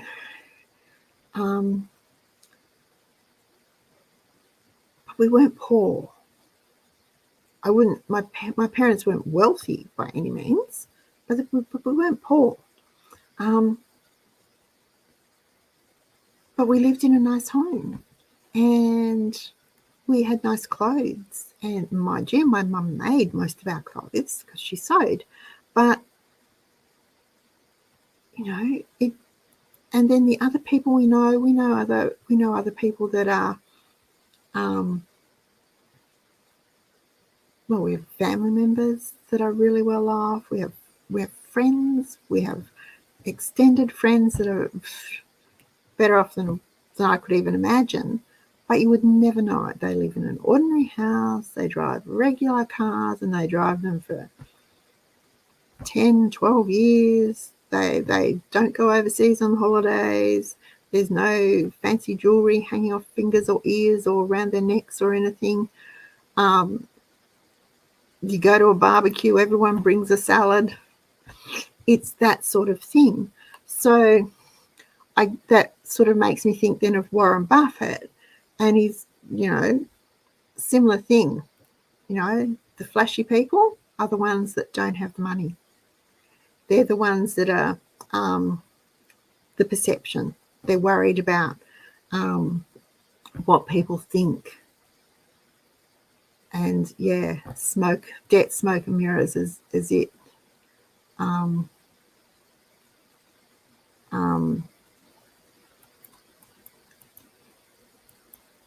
True. I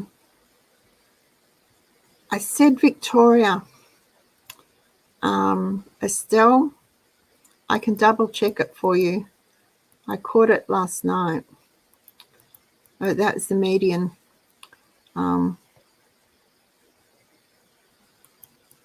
You've been looking around Colac. It's hard to find anything under 350k. And Colac's still what? 2.5 hours from Melbourne. That's a fair way out of town.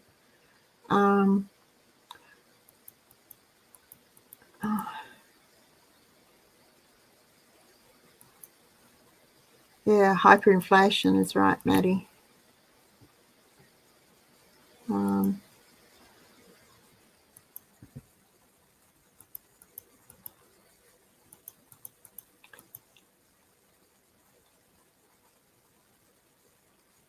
New South Wales is I don't think there's anywhere in New South Wales that is affordable.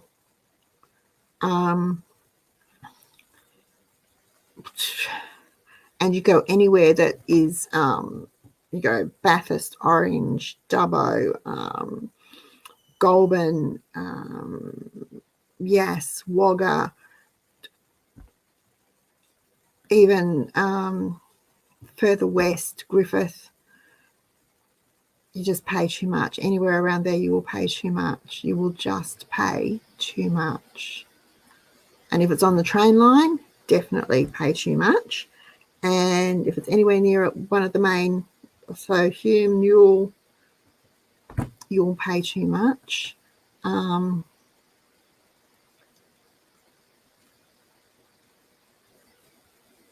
How far out do you want to go? How far out do you want to go, Aradia? Hay, Hillston, they're a long way. They're a long way from anywhere. Beautiful country towns, but they're a long way from anywhere. So it depends on your work, on your family. If you want to leave family and friends, whatever, it's very hard. But anywhere in New South Wales pretty much is overpriced. You want to go north, you've got Newcastle's expensive. You can't afford the Central Coast, which used to be really, really cheap. Central Coast was so cheap. So cheap. 1980s, Central Coast. Houses around Gosford were quarter the price they were in Sydney. And now look at them. Good luck.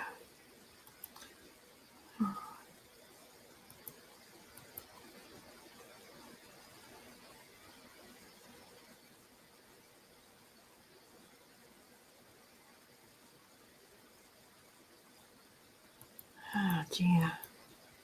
That's hard, Amanda.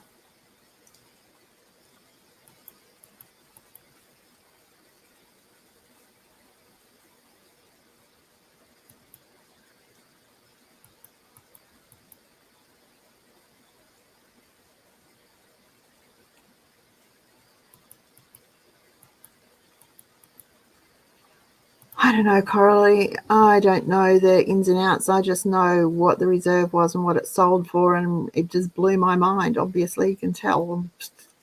I have no idea. It just literally blew my mind that anybody could just pay that much for an old house. And then I thought, it's an investor. It sort of made sense if it was an investor because they'd knock it down. It could have been Cabramatta. It could have been a reasonably sized block, because there are still some around, in which case he'd high-rise it and make back his millions. But no, it's a family, which they will probably knock the house down, which is going to add to it. It just blows my mind.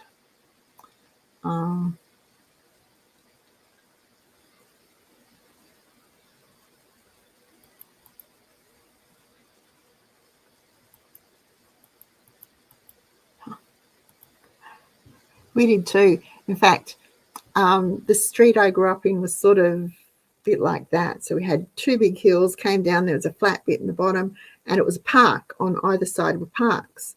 On one side, the neighbours on either side of the park, on that side, on the north side, were mean. They didn't, if you hit the ball, hit the fence, they would scream at you. Whereas on the south side, they didn't care because their kids were probably kicking the ball. Anyway, but the south side also backed onto a creek. So, of course, there were blackberries, absolute blackberries everywhere, because our street was the last street. Then it was just bush. And so we had cubby houses in the blackberries, and we had tunnels through them and everything. And I absolutely have fits now thinking about it, because there were snakes and there were rats and there were spiders and all sorts of things in those blackberries. And they were just there. And we would play from sun up till sun. We had to be home by dark. Once the street lights came on, we all had to go home. So we did too. I just cringe now when I think about crawling through. We tunneled, squashed them out and tunneled all the blackberries out. So the tunnels through them. We had cubby houses with rooms and all sorts of things in there. Oh my gosh.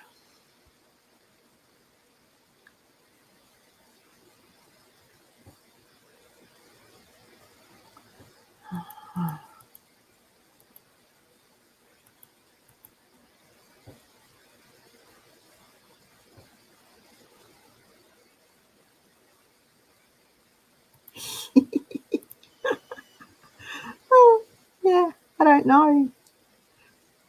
I don't even think about it.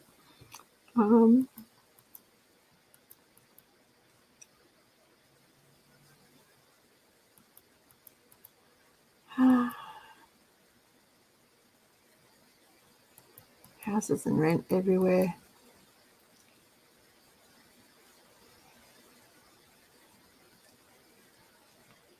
No, I think we've got more to come. It's not going to get better. It's not supposed to get better. If it gets better, people will be less dependent on government, and that's not what is wanted, is it? We all have to be dependent on government for everything. Remember, we're going to have a universal basic income, and we're all going to have the same, and everybody will get the digital currency, and that'll be it. We just all will have the same. Doesn't matter that you and I work harder than Joe Bloggs down the road. We'll just get the same and be expected to be happy about it. We'll own nothing. Everything will be rented, borrowed, lent to us by the government, or he who I choose not to name. And that's the way it's meant to be. I don't think inflation's going to come down. And I honestly, I see we get these mad sporadic things. At the moment, lamb is cheap. My heart bleeds for the farmers, but lamb is cheap. But there was no reason for it to be so expensive in the first place. So, and beef is going up. Now, pork has always been cheap. Pork has been the $3.99, $4.99. Pork has been stable for about the last 6 years. Hardly gone up, hardly gone down. That's been the stable thing. Where beef and lamb have gone sky high to be almost unaffordable. In fact, pretty much for most people, red meat is. So I can't tell you what the plan is. I don't know. But my heart breaks for the farmers who are, it's cheaper for them to put a bullet in a sheep's head than it is to send it to market.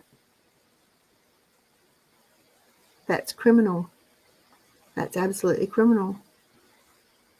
And that's where, here I go, slap myself, the government should do something about it. That's where people should stand up and say, government, we pay your wages whether you treat us with contempt or not, and we want you to stop handing out money overseas and start fixing your own backyard, because until we fix our own problems, we can't fix anyone else's. If we don't look after ourselves, much like we don't look after our own personal selves, we can't help anyone else. As a nation, we don't look after ourselves, we can't truly help anyone else. It's not going to happen. We're sending troops to the Middle East, supposedly on as peacekeepers to help with evacuations and so forth. It's troops on the ground.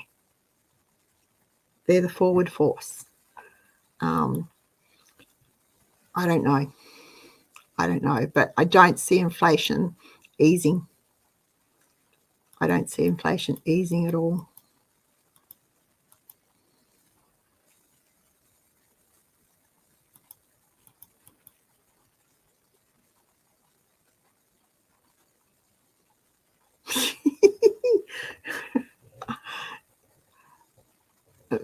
And Maddie, it was just part of what happened, wasn't it? You didn't actually worry about it. It was no great drama.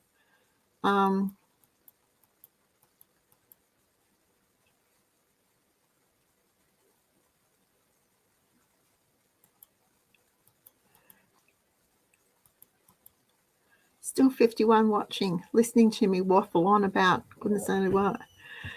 Inflation's supposed to keep going up till the end of 25. I don't think it will just keep going up and up and up and up. It's not going to stop.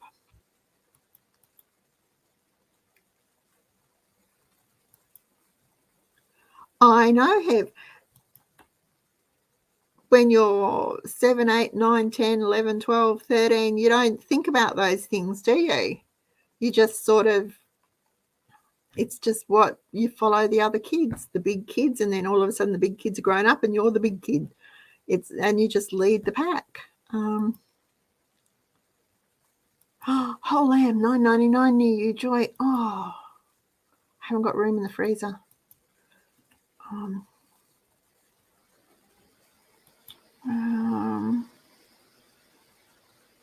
Oil has only gone up teeny tiny bit in the last couple of weeks. Maddie, it's been that high before, and come down pretty quickly.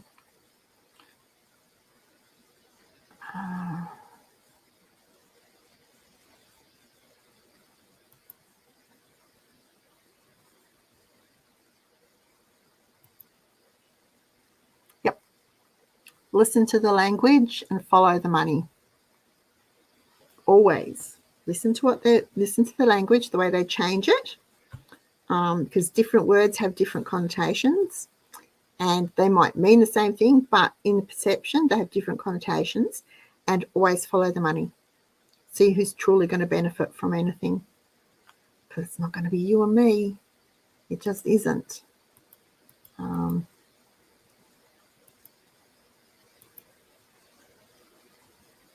you sure about that? Really? I'm a bit confused. I'm pretty sure we're supposed to work for them. Sorry, that was very tongue-in-cheek. Someone needs to remind them. I think occasionally a little gentle reminder, and they always say, I'll do it at the election. Well, that's just ridiculous, because they bring out all the hype and fanfare and foo-foo promises, and the morons fall for it every single time.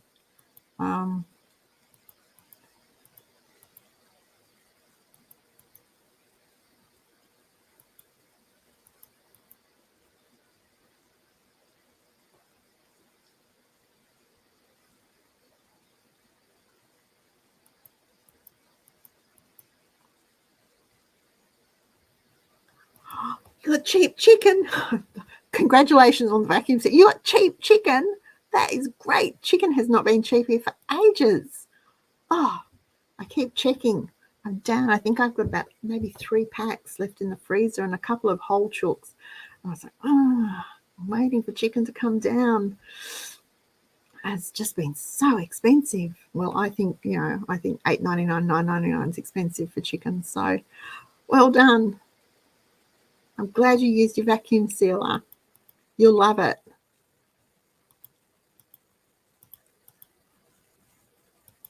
Yep, all the products made from oil.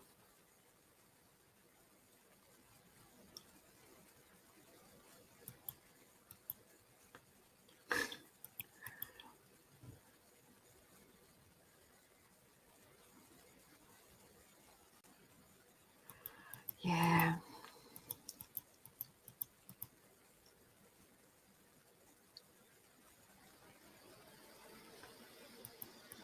Sorry, I'm trying to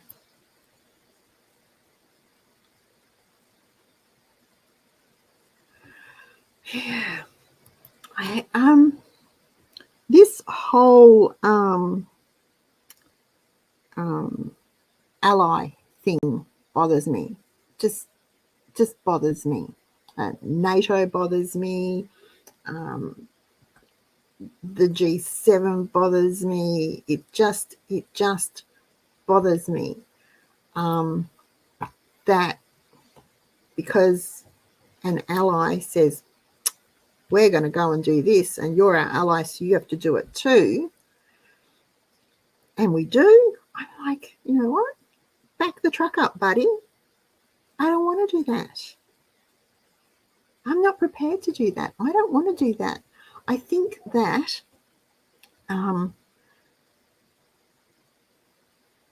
if other countries go to war,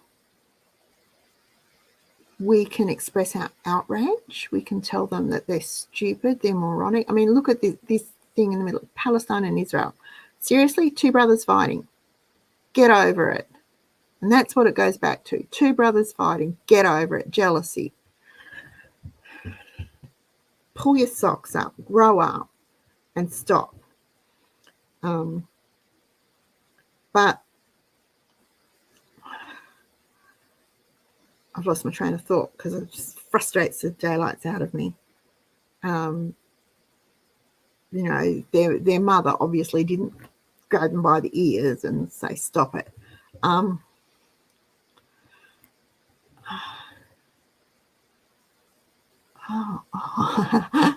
on, I'll be with you in a moment. But I don't think that just because someone says we're allies, no. We can verbally express our outrage. We can send out diplomats to express our outrage. We can say we think you're stupid and you really ought to just grow up.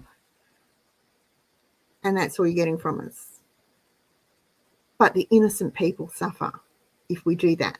The innocent people suffer. And that's what I struggle with, because then I almost feel like, you know what? The innocent people are more than the armed forces. Can they not just go, hey, buddy, no, I don't want to go to war, so put your gun down and go and mow the lawn or whatever. I don't know. It bothers me. Now, do I think electric cars are a worthwhile investment? I have to say that I think for Australia,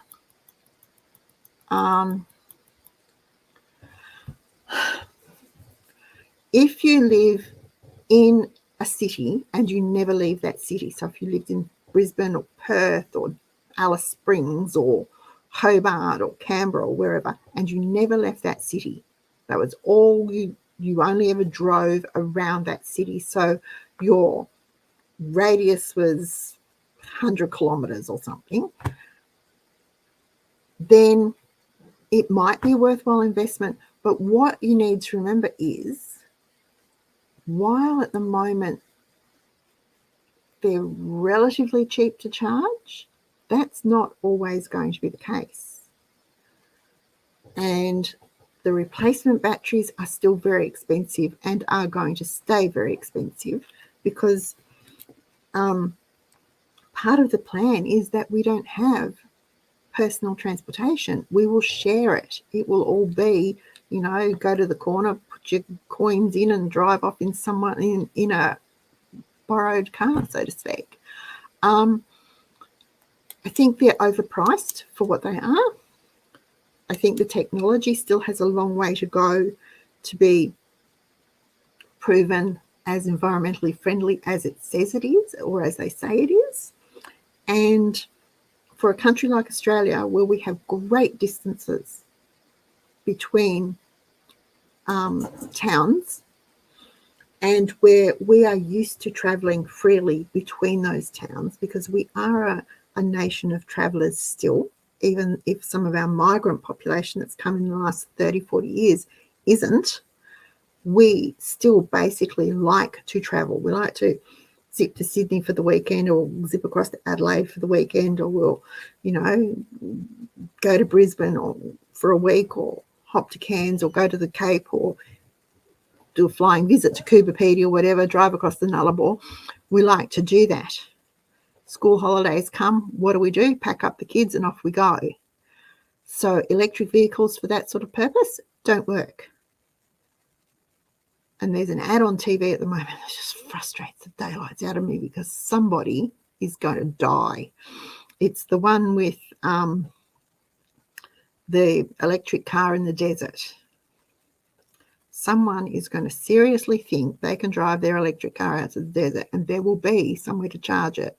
Someone is going to die from that ad. It is just stupid, because people don't use their common sense. Simply don't use their common sense, and they don't want to be responsible for themselves.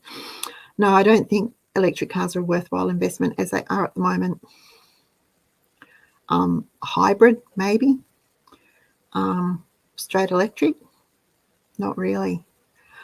I love the idea. I love the idea of it. I love the idea of something that is clean, that is quiet, that I can, charge at home. I don't have to go down the road to Shell or BP or Ampol or whatever. I love that idea. Absolutely love that idea. But for our country right now, I don't think they are practical. I do think they're overpriced for what you get, and the ongoings are hideously overpriced. But I know nothing.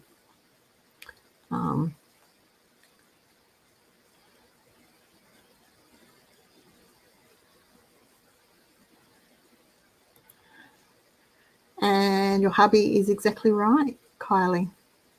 That's true. Absolutely true.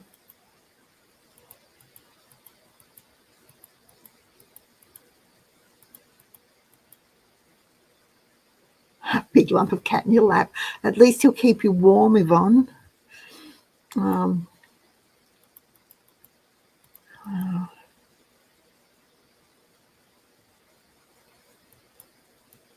Petrol's actually coming down in price, which is nice to know. It's taken long enough.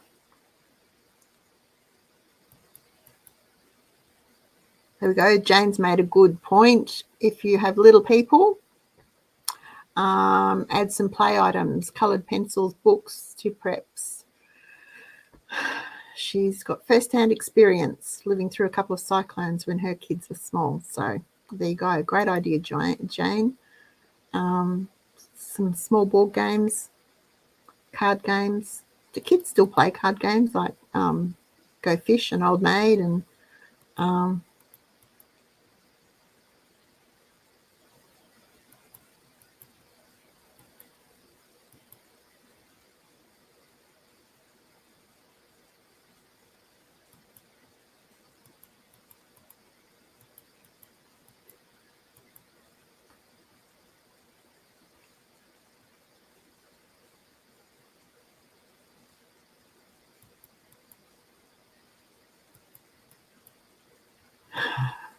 no, it doesn't seem that anybody's fans of electric cars. Sorry, Carissa. I hope you don't feel jumped on. I guess we all have pretty strong opinions about it. They're still really new. They're still really, really new. And like I said, I absolutely love the idea. I love the idea of a quiet car. Well, mine's not noisy by any means, but I love the idea of the quiet car. I love the idea of not, as I said, not having to go down to the servo and fill up with fuel, but there's still a lot that's not been experienced yet because they're so new. So still a lot that needs to that still needs to be done. So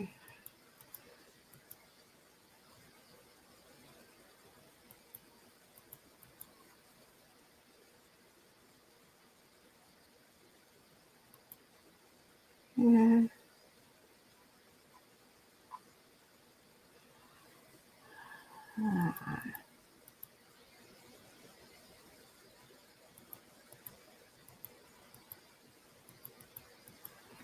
If you have to tow anything, yeah.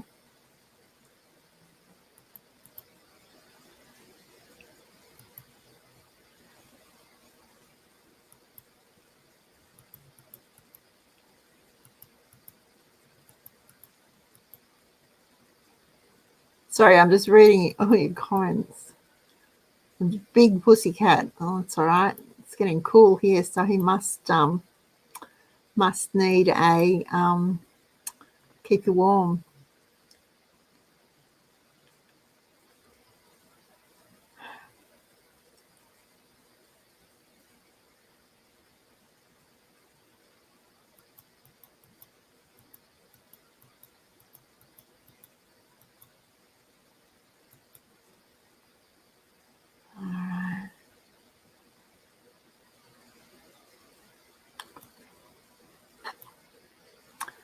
Okay, so sorry. I think we've all sort of jumped on the no to electric cars. Just not practical. Too new. Too untested. Is that the word? Untested. I wanted. And far too expensive.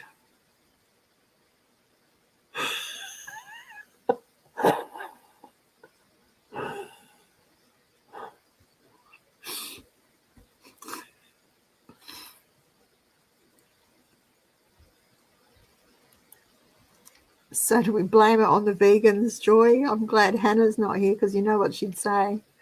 That's hilarious. So you're not going to be driving when you're 109. Why not? I think you'd still have it in you.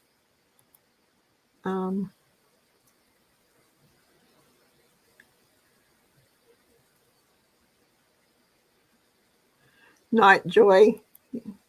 Have a good day tomorrow.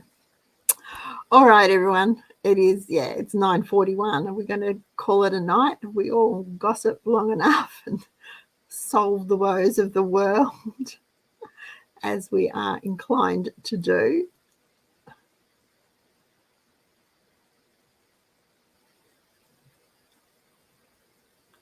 That's great. That's great mileage, Estelle. When we had great mileage when we did our trip in July, and we were towing our van, and we got down to 11 litres per 100 kilometres. We were wrapped, absolutely wrapped. So it was, and a lot of it was on dirt roads. So it was really, really good. We were very, very happy. Okay. All right, everybody. I think we'll wrap it up if that's okay. And I will see you next week. Don't forget, thumbs up would be lovely. I've got 43 thumbs up. I've got, let me see, 40 people watching. There you go. More people, more thumbs up than people watching. So that's really good. If you're not already subscribed, please just hit that subscribe button. I would be so honored to have you subscribe to our channel. And I will be back. Well, there'll be videos tomorrow because it's November. So I'm starting the 12 days of gift wrapping and the 12 days of stocking stuffers, and I've got the menu planning video to go up. So you'll be sick of me tomorrow with all of those.